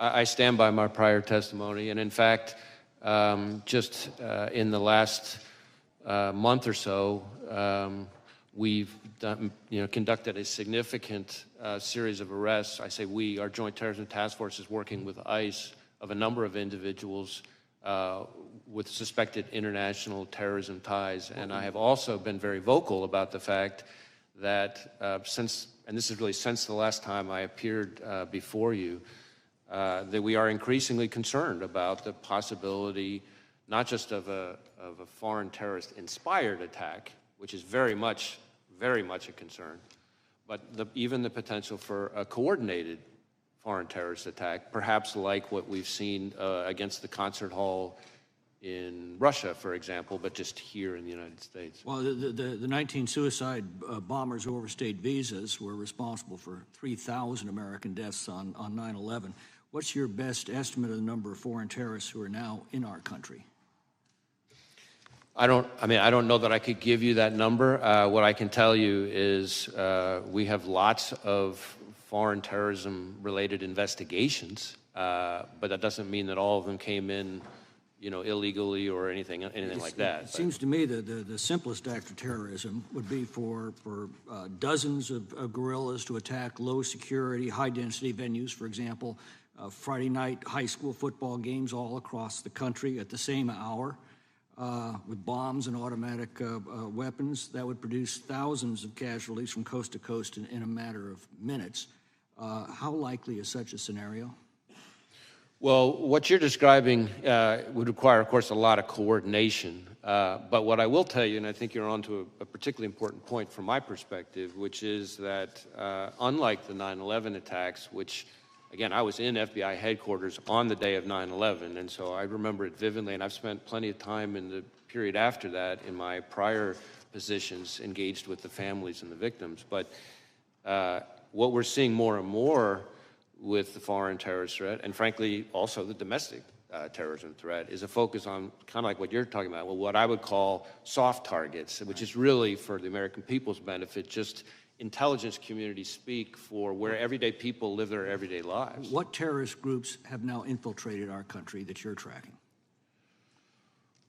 Well, I don't know that I would say infiltrated. We have investigations as we speak that relate to ISIS and its affiliates. We have investigations as we speak that relate to Al-Qaeda. We have investigations as we speak that relate to Al-Shabaab. We have investigations as we speak that relate to the Iranian proxies, Hezbollah, and so frankly, even the IRGC Quds Force itself. What foreign criminal gangs are now in our country that you're most concerned with? Well, foreign criminal gangs, I mean, we obviously have investigations, a lot of investigations into, gangs like MS-13, for example, and some of its counterparts. Although I think if you were to talk to most chiefs and sheriffs like I'm doing every week, we shouldn't underestimate how prevalent neighborhood gangs are, really. It's a lot of the gang violence. I'm concerned about those that we've allowed in through the southern border and what threat they are now posing. Do you believe that the vetting performed at the southwest border is adequate to ensure that aliens with terrorist or criminal gang ties are not being released into the United States? Well, it's not really for me to speak to the vetting. What I would tell you is that you have to deal with it once they're released in the United States. And one of the concerns that I have, which I touched on briefly in my opening, is there's been a lot of focus on the number of known or suspected terrorists encountered at the border, and that number has increased over the last 5 or 6 years, and that should be of concern. But frankly, to me, the bigger concern is individuals who weren't either weren't on the watch list at the time they came in because there wasn't information known yet that ties them to terrorism, and it's only after they get in that some new piece of information develops somewhere overseas, and now we know. That's a bigger concern. We've been warned that they basically vet against a blank sheet of paper. If they don't have a record in this country, Border Patrol probably doesn't have any record. They're released into the country, and you find out later of the dangers. Right, or if they use fake documents and there aren't biometrics to connect them. Sometimes there are people who come in who, because of the nature of the threat information that puts somebody on the watch list, there wasn't, fingerprints from the person at the time, because not every piece of intelligence comes with fingerprints. So then the guy comes in using fake ID, and of course, there's no reason to connect them. And of course, the 2 million gotaways you know absolutely nothing about. Exactly. Well, I don't know about absolutely nothing, because we may come across them in other things. I mean, one of the key parts of our collective defense here is that we work with 800,000 sworn law enforcement across the country, and we train them on the right questions to ask and things like that, so that we can build in additional eyes and ears if they, do a traffic stop or whatever happens to be. We run a greater chance of leveraging all that to pick up people who may have slipped through the cracks. Gentleman yields back. The gentleman from California is recognized. Director, we're about 100 days until the election. Russia has attacked our democracy in past elections. Are they seeking to do it in this one? We assess that the Russian government continues to want to influence and in various ways interfere with our democracy, with our electoral process. In fact, just in the last few weeks, we announced a significant disruption of a generative AI-enhanced social media, bot farm, essentially, of the Russians that was designed to be an influence operation, and some of the fictitious profiles of those bots purported to be U.S. persons. So they're still at it. We've seen that in election cycle after election cycle. Do the Russians have a preferred candidate? I'm not sure that I could speak to that here, but certainly what I would tell you is it's not just the Russians, and I think that's important for people to know too. There's a lot of attention to the Russians, as there should be, but we also know, you may recall that in 2020, Director Ratcliffe and I announced an effort by the Iranians to try to interfere, and more recently, we've had indictments related to China. 34 Chinese MPS officers creating fictitious personas, posting false information online, full of narratives designed to sow divisiveness, discord, undermine us. And I'm talking about narratives that they were pushing, again, purporting to be Americans, but actually Chinese MPS officers. For example, trashing any suggestion that COVID came from a lab leak, or trashing U.S. law enforcement on the occasion of the anniversary of George Floyd's death. And shifting to the attempted assassination on the former president, I want to make it clear, in America, violence has never been the answer. Not on a certain day in January or a recent day in July. And I just want to go through the shooting just briefly with you. How many armed officers were within the perimeter, just ballpark figure? You know, that really goes to the security posture, which is the subject of the DHS Inspector General's review and the outside panel, independent panel that's Would you say probably more than 100, though? I have to believe that number, but I don't have that number at my fingertips. Our focus is on the shooter and his attack. And the shooter was able to get 8 shots off before he was killed? That's what it would appear, yes. Type of weapon used by the shooter was an assault rifle? Was an AR-style rifle. So that means one trigger pull, one round, is that right? Essentially. Do you like to shoot? Do I? Yeah. Yes. Do you know the difference between an AR and a bolt-action rifle? I'm not going to try to sit here and engage on sort of firearms expertise, but I've fired a variety of weapons. But had the shooter used a bolt-action rifle, would that have been one trigger pull, one round? That's my understanding. Would there had to have been more, well, on an assault rifle, trigger pull, round, bolt action, non-assault rifle, what's the difference? Is it faster, slower? He was able to get more rounds off more quickly than he would have with other kinds of weapons. And that's my point, is that we can add additional resources to protect political candidates, and we should. The people who went to that rally deserved to be protected from gun violence, just like the students at Parkland deserve to be protected from gun violence, just like the babies at Sandy Hook deserve to be protected from gun violence. So we'll devote more resources. We've added a presidential candidate who is also now protected. But if we're being honest with ourselves, we have armed this country to the teeth. And we have allowed the most dangerous people to have access to the most dangerous weapons. I say that as a parent of a 7-year-old and a 5-year-old and a 2-year-old, the 2 oldest who have done multiple mass shooter drills in their classrooms. I say that as a brother to 2 police officers who walk a very violent beat. And I say that as an elected official who believes that my colleagues deserve to be as safe as I deserve to be when we are at political rallies. And so we really need to step back and think, if we allow these weapons to be in our country, can we truly protect our elected officials, and can we truly protect, most importantly, our children and the next generation? I yield back. Gentleman yields back. It is good to have Mr. Massey back with us today. Some of us had a chance to go to Kentucky over the last few weeks and visit with Thomas and his family and hear all kinds of wonderful stories about Rhonda. Amazing lady, gentle spirit, and we're glad to have Mr. Massey back with us. And the next 5 minutes belong to you, Congressman. Thank you, Chairman. Director Wray, how many counter snipers were present at the rally that day, and which of the counter snipers took the shot that took out the would-be assassin? I don't have the number of counter snipers. I know it was a Secret Service counter sniper who took the shot that eliminated the shooter. We've conducted a number of interviews, including of him. So was it one of the 2 that we see in the videos on top of the roof, or was it a different location that shot? I'm afraid I don't have that at my fingertips here. Okay. You mentioned that the would-be assassin bought a 5-foot ladder. You have a credit card evidence of that. But it looks like on the scene there was a larger ladder that he might have used. Do you know which ladder he used to get to the roof? And do you have possession of that 5-foot ladder and the other ladder? And do you know how the taller ladder got to the scene? So this whole business about the ladder is something we're drilling into more.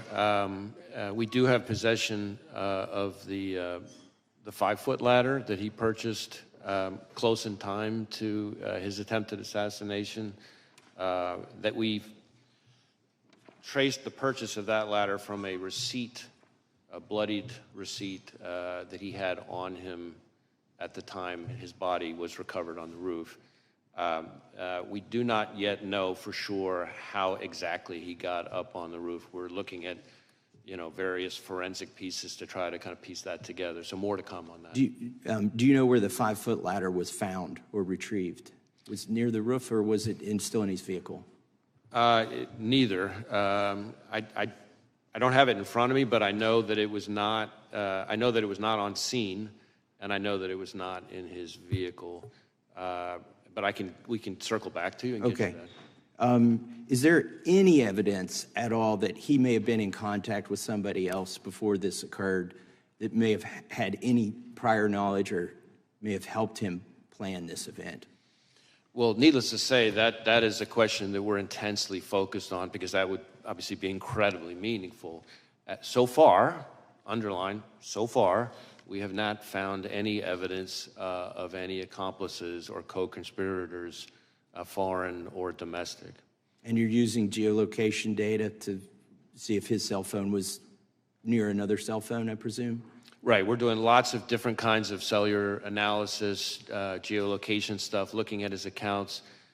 He, from everything we've seen, which is consistent with what we've learned in interviews, a lot of people describe him as a loner.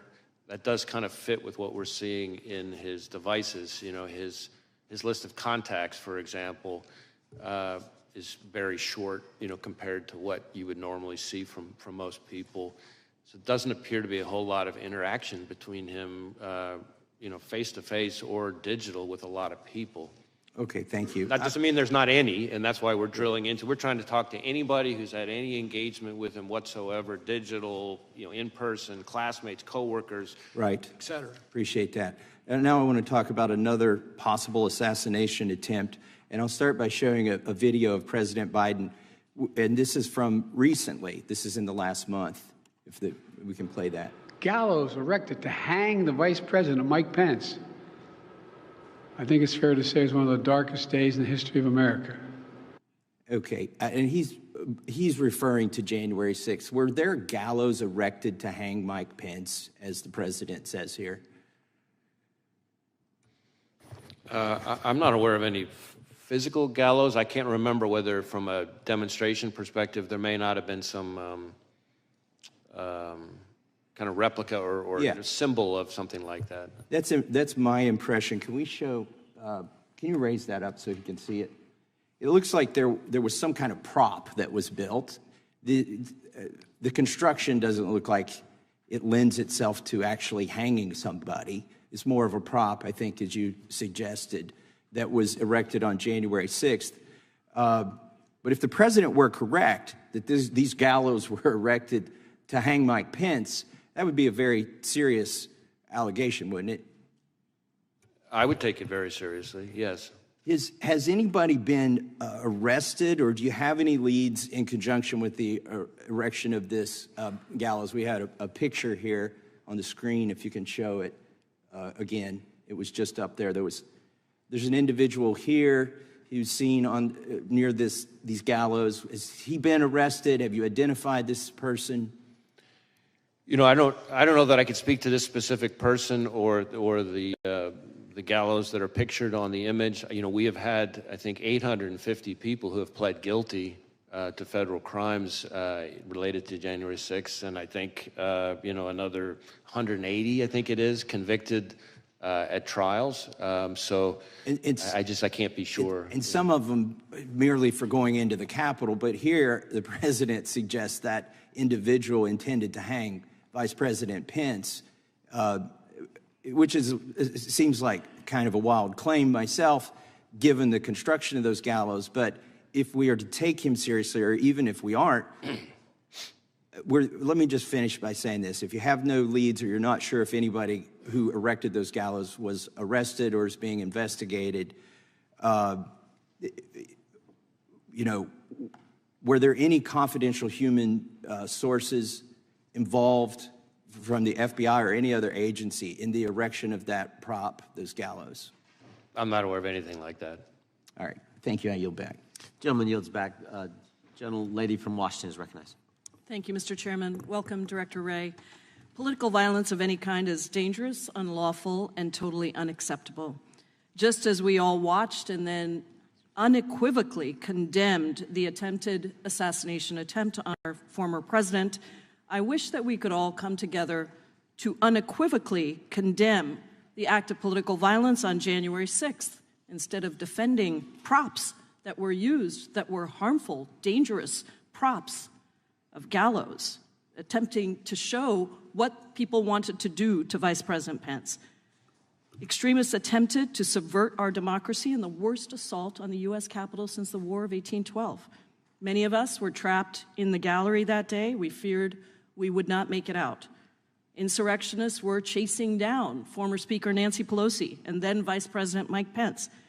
And I myself have been the direct target of political violence when an armed man with a gun showed up at my door, threatened me and my family, and we actually ended up having to move our home. So I understand the increased tenor of political violence that is racking our country. It has been on the rise, fomented by violent and dehumanizing rhetoric from top public officials, including the former president and members of Congress, sadly, and bolstered by the proliferation of easily accessible guns, including assault-style weapons.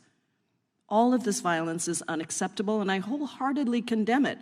I just hope we condemn all of the violence, not just one or two incidents. Mr. Wray, today I want to focus on the role of the FBI and the need for the Bureau to remain politically neutral and independent. The FBI cannot and should not be subject to the whims of any president. The majority apparently doesn't think that the FBI needs to be politically neutral and independent. They want an FBI subordinate to the president, not accountable to the American people. That is one part of a larger plan to undermine our democracy, to remove the checks and balances that have protected us, and ultimately to subvert our freedoms. That agenda, promulgated by the former president, his loyalists, and their MAGA allies, is called Project 2025. It is publicly available online. I encourage everyone who's watching this to Google it. It includes plans to undermine every part of our government, including the FBI. Trump's Project 2025 agenda says that the director of the FBI must not be independent of politics, but instead must do whatever the president orders. Under Trump's Project 2025, Trump loyalists would undermine the non-political and independent structure of the FBI. Project 2025 openly calls on the next conservative administration to support, quote, a vast expansion of the number of political appointees in every office across the DOJ, especially the FBI. And so, Mr. Wray, given your extensive experience as a law enforcement professional at DOJ across multiple Republican and Democratic administrations, why do you think it's important that the FBI maintain political independence from the president? I think the FBI is and needs to stay independent, and that means protecting the American people without fear or favor, upholding the Constitution and the rule of law, and it means following the facts wherever they lead, no matter who likes it. And I add that last part because the essence of independence and objectivity is not that an investigation is going to always yield the result you want. Our independence and objectivity can't only be respected when you like the outcome.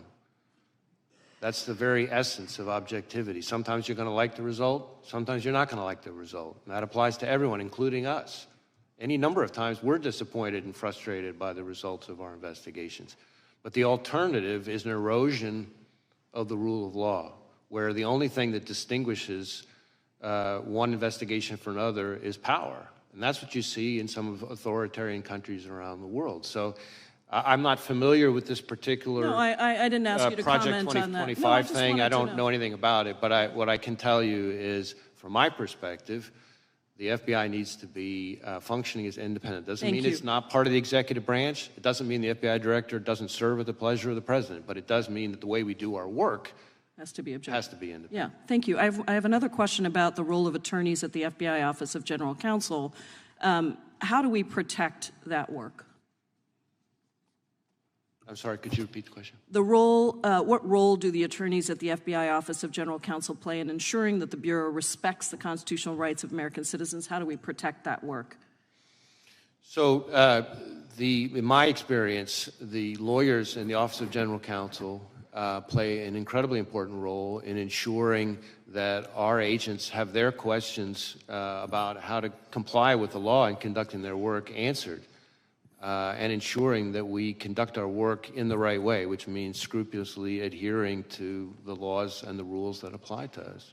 I just wanted to say before I yield, Mr. Chairman, that the Project 2025 also eliminates the FBI's Office of General Counsel in-house lawyers who are responsible for that role. I appreciate your indulgence, and I yield back. Gentlelady yields back. Gentleman from Wisconsin is recognized. Yeah, thank you, Mr. Chairman. I think it was when you were here December of last year, Mr. Wray, that you said blinking lights were going off in regards to the southern border and what is happening down there. Has the border situation improved in terms of your assessment with the security of Americans since you were last here in December? Well, I guess a couple things, and I appreciate the question. So first, the blinking lights comment that I made refers more broadly to the threat environment that I'm seeing as FBI director across a wide range of threats. Contributing to that in a variety of ways are the threats that emanate from the border. So it's not a comment just on the border issues, it's the threat environment that we face more broadly, in my experience in law enforcement. I am increasingly concerned that foreign terrorists could seek to exploit vulnerabilities at our southwest border or at other ports of entry or in other aspects of our immigration system to facilitate an attack here in the United States. I think that is something we have to be concerned about. And there's been a lot of focus on numbers of this, numbers of that, and I understand that. But as I think was referenced in an earlier question, it doesn't take very many foreign terrorists to be a real problem. We had 19 hijackers responsible for the 9/11 attacks. And we just, not that long ago, had a case, some of the members of the committee will remember, where we charged an individual for trying to smuggle individuals in to assassinate former President Bush. Are you concerned that the Border Patrol chief, former Border Patrol chief Rodney Scott, said that he was concerned about very, very minuscule data that they were receiving? So there's all this, we are told that illegal aliens are vetted against databases, but oftentimes they're doing biometrics as they come into this country, but not looking behind it in their home countries. Does that concern you when there's not a review done in the home country? Well, we certainly need as much help as we can get from the countries of origin of these people. And when I say origin, not just where they come from originally, but countries they've come through. And the biometric enrollment piece is, of course, an important one. We have situations where even if... Are we doing a thorough enough job of reviewing them, their actions, and their lives in their home countries before they came here? Well, I mean, we need more help from our foreign partners. There's no question about that. And I think that's an important part of our domestic partners, like the CIA and others that are supposed to protect us. So there's been a lot of discussion, of course, over the last several years about the pivot to what's called the hard targets, right? The understandable focus, which I support, of focusing on the threat posed by China and Russia and Iran. But with that comes, if you look at, for example, the withdrawal from Afghanistan, we start to lose sources of information about foreign terrorist threats from overseas, and that is a concern to me. Yeah, my time's running out. Has Vice President Harris met with you in regards to the border? Well, I've been in meetings that have included the Vice President that have in different ways touched on border Has she issues. specifically asked you for a meeting in regards to the threat that is at the border? You know, I'm not going to get into sort of specific meetings, but I can tell you that I've been in meetings that have included, among other people, the Vice President that touch on border security issues. Did she ask you questions about what you thought needed to be done in regards to reducing this threat to the American people? You know, I really can't get into specific conversations. Is support for President Trump a security concern within the FBI? I'm sorry, I couldn't hear it. Is support for President Trump a security concern amongst your employees? No. Is objection to the COVID-19 vaccine a security threat? Not from my perspective.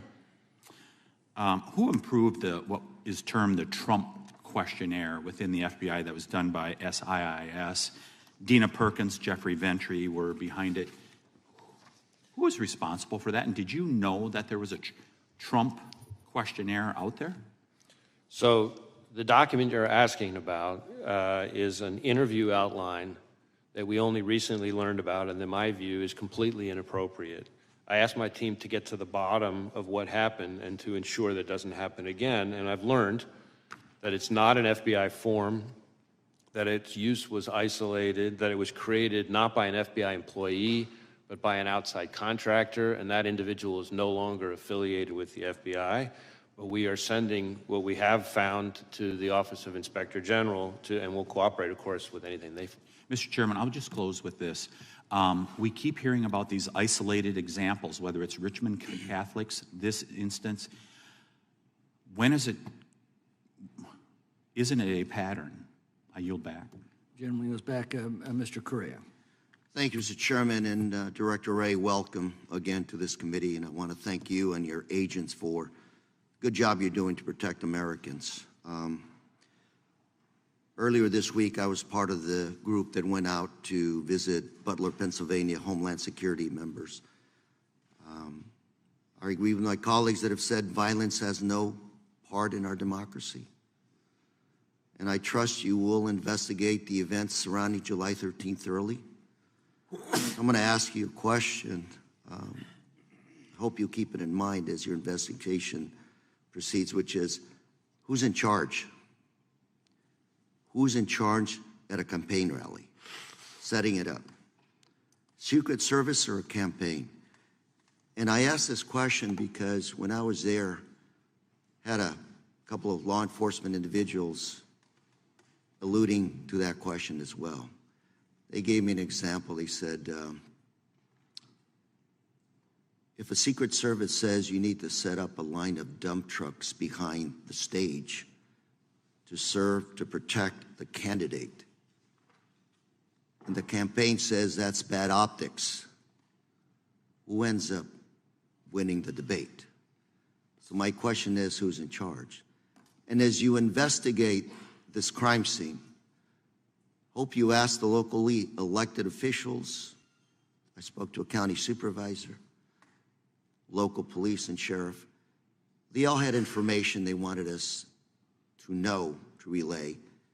We just didn't have the opportunity to sit down and talk to them.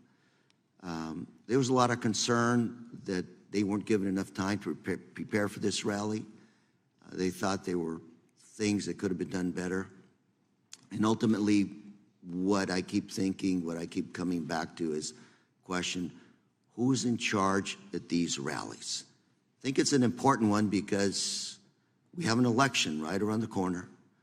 Pennsylvania, Butler, these areas, battleground states around the country will continue to be areas where our candidates, both sides, will show up, and the threats will continue to be there. So I hope, Director Wray, that you'll keep that statement in mind as you continue to investigate this crime scene. Well, I appreciate the question. I will tell you that we've conducted well over 400 interviews, but we have many more still to conduct. And as is not unusual in an investigation, I'm sure there will be situations where we have to go back to people we've already interviewed with follow-up questions.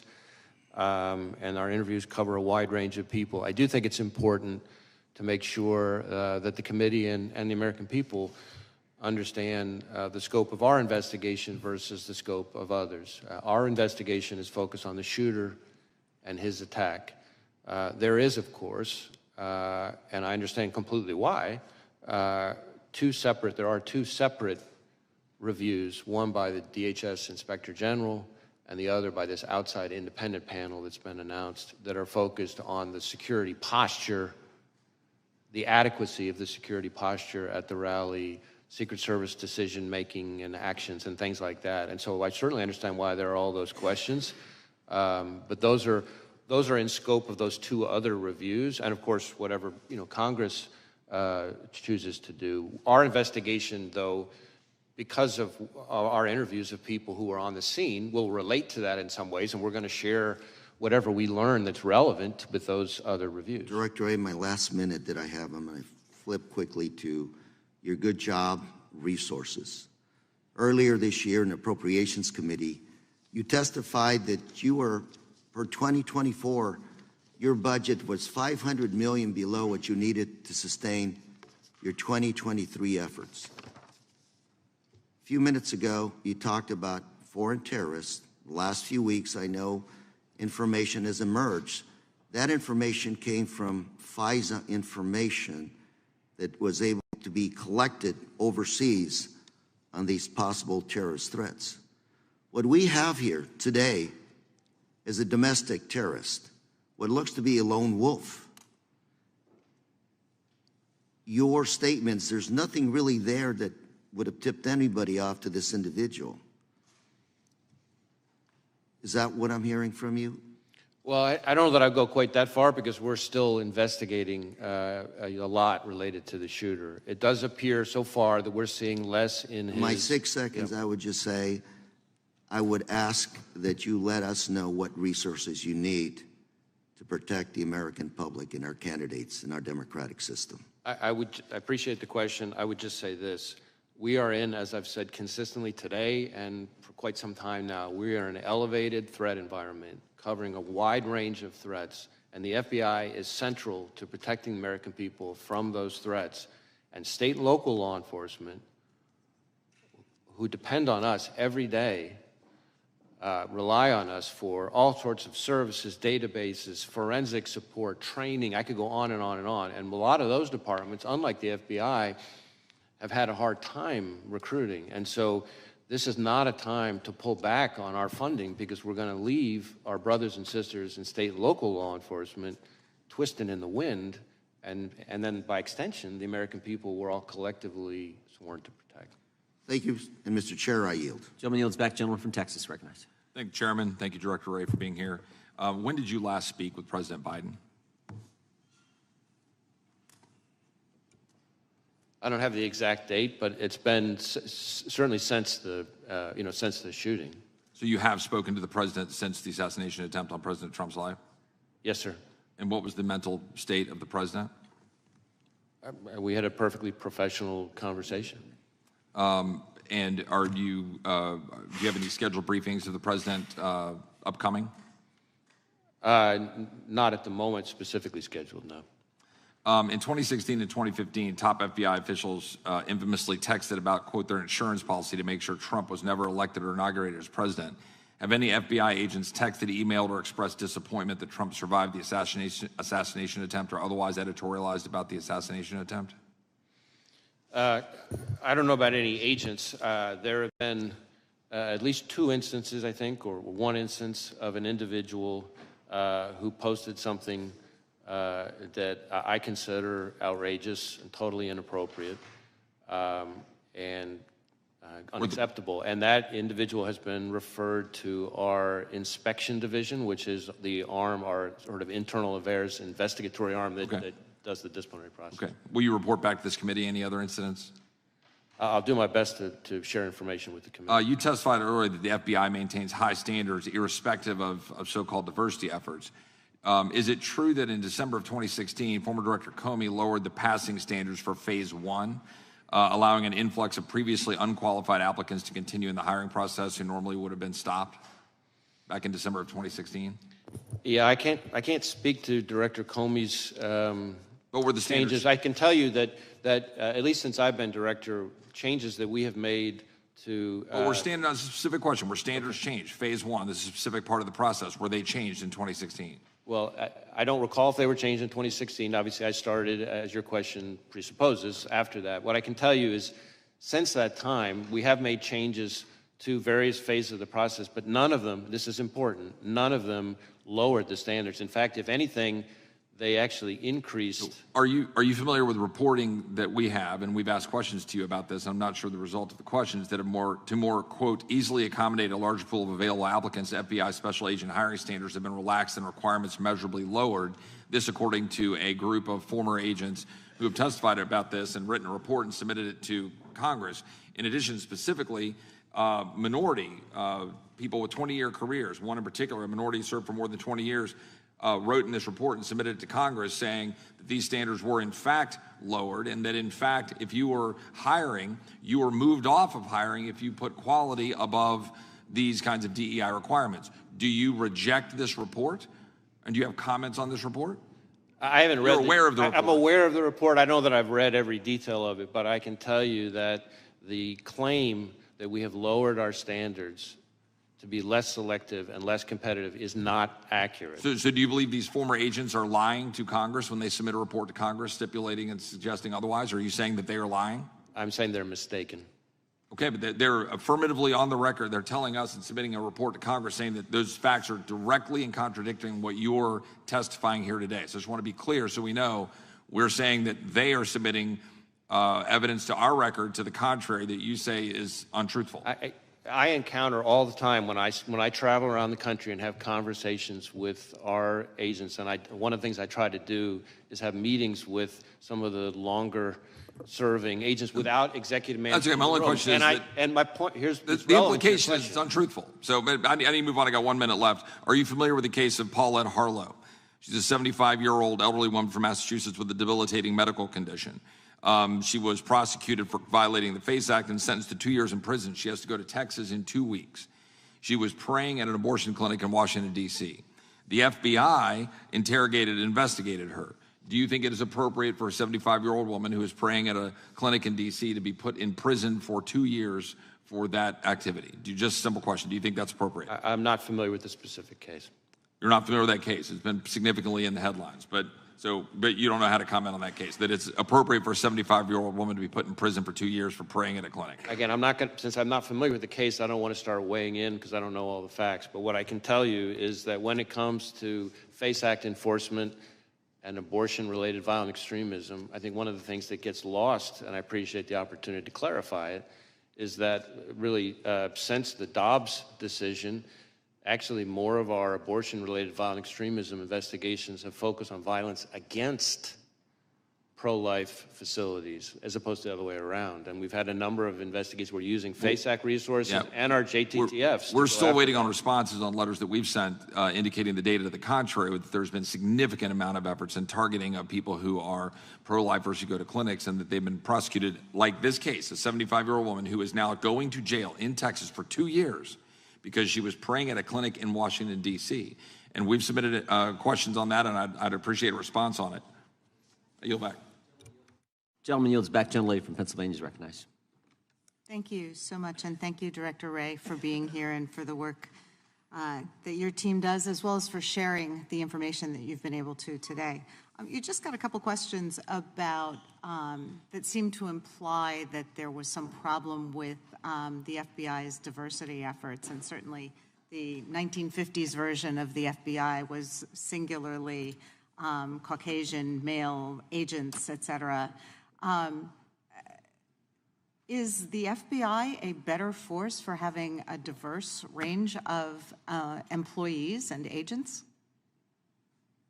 I think diversity makes us better, but like everything else, it has to be done the right way. Mm-hmm. I think we can have a more diverse workforce and do it without lowering our standards, and that's, in my view, what we've done. And you haven't lowered standards at the FBI? We have not. I repeatedly come across people who are confused about different parts of that, and I appreciate the opportunity to set that straight. Thank you. Yeah, I think we're all concerned here as we've seen the rollout of this Project 2025 that purports to try to eliminate any reference to diversity efforts across the entire federal government. So it is sort of a top-of-mind concern as it's threatening to become reality. So what I did want to talk about today is something some of my colleagues have mentioned, which is the normalization of threats and violence against public servants at all levels, whether it's election workers or school officials, elected officials and their families, judges, federal law enforcement agents, and others.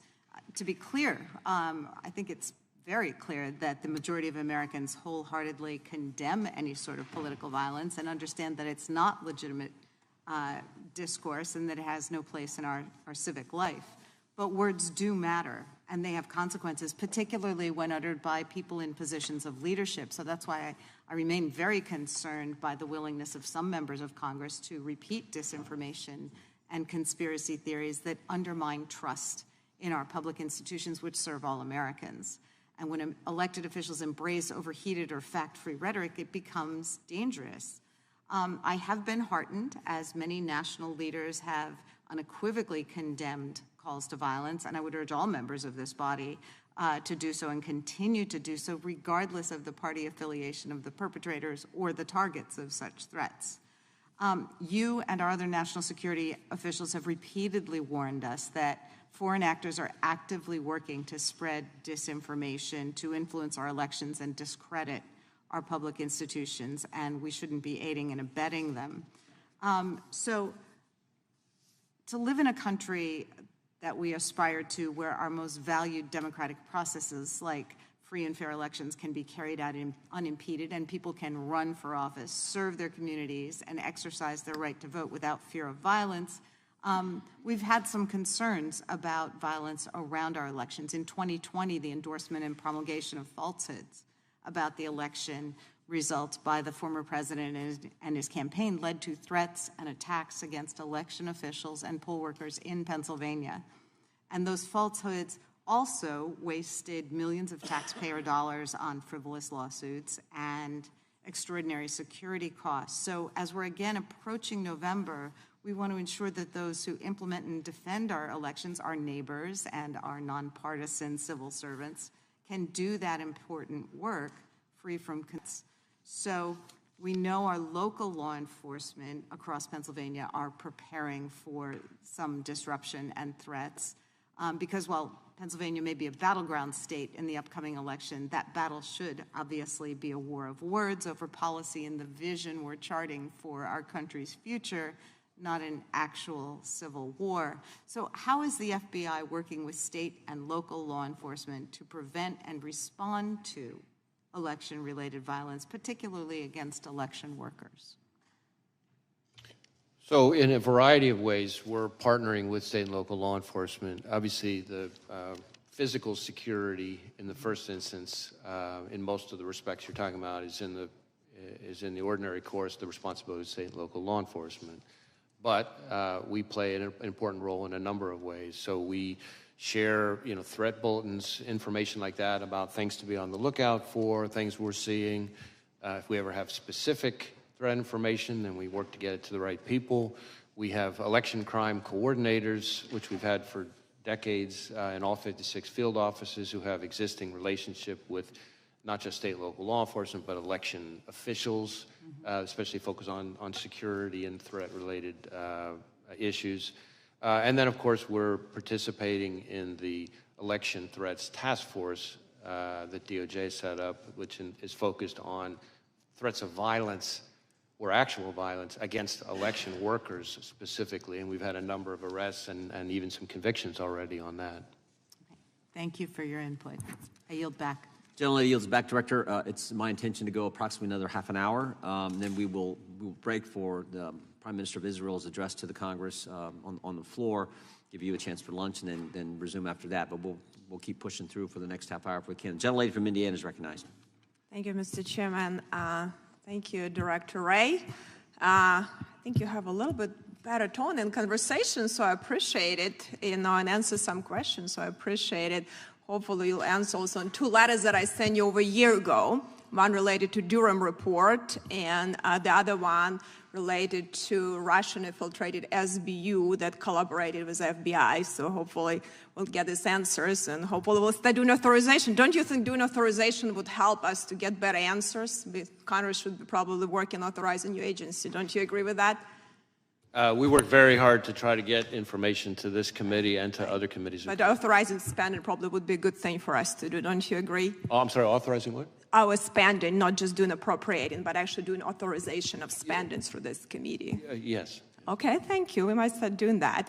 But we can talk about, and a lot of my colleagues on other side, AR-15 gets a lot of bad rap, like to bring it up, this issue. But really, there are a lot of hunting rifles that probably, maybe even more accurate than a lot of ARs.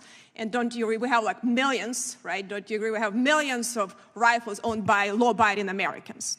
So do you think we should be taking them? Millions of rifles from law-abiding Americans? What do you think about that? Would that be something feasible, and really we should be doing that? Well, again, I'm not going to be addressing anybody's specific legislative proposal. From our perspective, from the FBI's perspective, the concern is any dangerous weapon in the wrong hands. But all weapons in the are hands dangerous. of the wrong person. But all weapons are dangerous, right? I'm sorry? All weapons are dangerous. Knives are dangerous, Sure. explosive are dangerous. There are a lot of weapons are by their very but are we going to be definition confiscating, hunting rifles and rifles for millions of Americans? Do you think it's even feasible to do something like that from law-abiding citizens? It's not something I'm advocating. Okay, well, thank you. I appreciate that. So we have to go back. That was a catastrophic failure of security. That's what's happened, recently with attempted assassination. Don't you agree with that? Well, I think former Director Sheila has already publicly acknowledged that it was, I think her words were, a significant operational failure. Then we had, similar situation, a different, talking about bad optics. Speaker Pelosi at that time didn't want to have bad optics on January 6th, and we didn't have proper security here on January 6th. That was a catastrophic failure too. Are we looking at that? Any one conclusion was made from that? Have we made any adjustments? Because I know a lot of people, got hurt now just being here. There was a lot of cases bringing up the Department of Justice, and a lot of them were really just law-abiding Americans that really just upset with the government, and they have a reason to do it. So I think we need to think about it before we prosecute, or instead of actually, looking how we can deal with real criminals and how we can have a proper security when we have events with so many people there. So did you have confidential human sources? I think you never answered that question on January 6th in the Capitol. Did you have some? I'm sorry, what's the question? Confidential human sources. Did you have them on January 6th in the Capitol? Well, again, I'm never going to be getting into when and where we Okay, have have not used confidential human sources. But are you willing to stand the record that you had no confidential human sources that went into Capitol on January 6th? As I've said consistently, I'm not going to get into where we have or have not used confidential human sources. I can tell you that if you are asking if the violence at the Capitol on January 6th was part of some operation orchestrated by FBI sources or agents, the answer is no. No, I didn't ask you that. I asked, so did you investigate any confidential human sources? Did you do any investigation and looking at that? So you're not answering if you had any or not. So if you had potentially, did you do anything you needed to make sure to investigate that none of your sources did anything wrong? If they did wrong, they were prosecuted the same way, like you're trying to prosecute a lot of people that really, even in Supreme Court ruled recently that some unconstitutional charges. Let me just add that there have now been, I think, 180 individuals who've gone to trial, in addition to the 850 who've pled guilty. Right, but I think the problem is you put these charges, a lot of people would put guilty. Finish. But let me say just quickly, because I only have 10 seconds, really. So I hope you will take seriously what you're doing. Related to the border security is also a crisis. Your vice president was a lead-in on that. She initiated meetings with you to lead, like weekly or monthly meeting where she actually get briefings from you as a leading border czar that had that function. Have you had that? Has she initiated any meetings on a regular basis with you? Again, the gentlelady's time has expired. The gentleman can respond. Right. On this issue of confidential human sources, number one, I will say there is a DOJ OIG review that's underway that I think addresses some of these kinds of topics, I believe, but I won't speak for the Inspector General.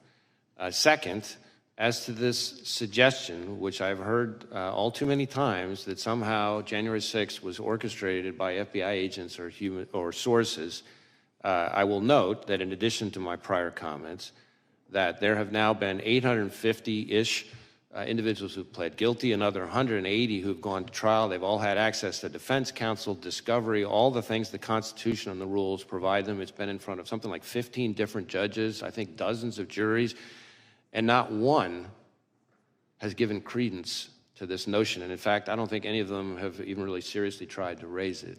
So it's not just my word for it. Look what's happening in the cases. Thank you. The gentleman from Colorado is recognized for 5 minutes. Thank you, Mr. Chairman. Thank you, Director Wray, for being here, for your testimony today, for the work that you do each and every day, and that your frontline agents across the country do each and every day to protect Americans, to keep our country safe. Also grateful for the work that you're doing in investigating the horrific events of July 13th and the attempted assassination of former President Trump, which everyone must and has condemned. I would first just ask, do you believe that the FBI has the adequate resources to ultimately ensure that your agency gets to the bottom of it and fully investigates this terrible crime? Well, we are devoting massive amounts of resources to this specific investigation. We have easily several hundred FBI agents, analysts, and professional staff working on it. It involves over half of the FBI's 56 field offices, almost every headquarters division. We even have some of our overseas offices working on it. You might say, well, why is that? Well, because some of the companies that involve accounts or purchases or communications or what have you that the shooter used are foreign companies, so we have to get evidence from overseas from those companies. I've talked about our lab a little bit earlier today. We've got our Office of Technology Division working on the digital devices. We have our Behavioral Analysis Unit, our BAU, working on helping us build out a profile of the shooter. I could go on and on and on. So it's all hands on deck on this case, as I think is appropriate. Now, when you ask about our resources, I've been public about the fact that the fiscal year 24 budget put us $500 million below where we needed to be to sustain current operations. And on FY25, the current House mark would put us significantly further back behind that and would result in significant risks across every program and our support to state and local law enforcement. We arrested something like 50 violent criminals per day, every day, last year. The current mark would mean more violent criminals on the street, more neighborhoods at risk. We have about a 1,300% increase in our investigations related to China and its targeting of us. And I can assure you, China's not cutting its budget. This would mean more threats from China. We have something like 300 to 400 investigations just into cartel leadership. And about hardly a week goes by when some FBI field office isn't seizing enough fentanyl to wipe out an entire state. Those cuts means more fentanyl on the street, more people dying. So the people who suffer the most are state and local law enforcement and the American people we're sworn to protect. And so and let me look just forward to working with Congress, but we really need to be smart about what we're doing, and I think that would be a step in the wrong direction given the threat environment that we face. And I couldn't agree with you more, Director Wray, and of course we've talked about this during previous hearings in which you've testified, and to be clear, that I think the budget that House Republicans have proposed, which is about a $325 million cut to the FBI, would do precisely what you've described and have deleterious impacts for public safety across our country, and House Democrats are certainly working to prevent those cuts from taking place. You've talked at great length about the events of July 13. There's justifiably a lot of public interest in the investigation, which we understand is ongoing. Wonder if there's anything that you'd like to disclose or provide to the committee or to the public that perhaps has not yet been gleaned during the course of this hearing, and just give you an opportunity, because there's a lot of folks related to the investigation. Yeah. One thing I can give an update on, which is pretty fresh here. We had some conversations with some of the members about the access to the roof and the ladder and so forth. And our evidence response teams and their forensic collection, we've now believed that the subject climbed onto the roof using some mechanical equipment on the ground and vertical piping on the side of the AGR building. In other words, we do not believe he used a ladder to get up there. One question, if the chairman might indulge me with just a few extra seconds. There's an article recently regarding several former Trump administration national security officials who had received a duty to warn briefing from the FBI regarding the potential threat from Iran. And I think there is this article made clear deep concern that these individuals have, justifiably so, about the threat level, and particularly given the events of the last several months, and the need for there to be an increased security posture and security personnel for former officials who may very well still be at risk. And I don't know if you're familiar with that article. I'm trying not to use names here, but I think would perhaps follow up with your agency and with the Department of Justice more broadly to ensure that any individuals who are potentially facing a threat from Iran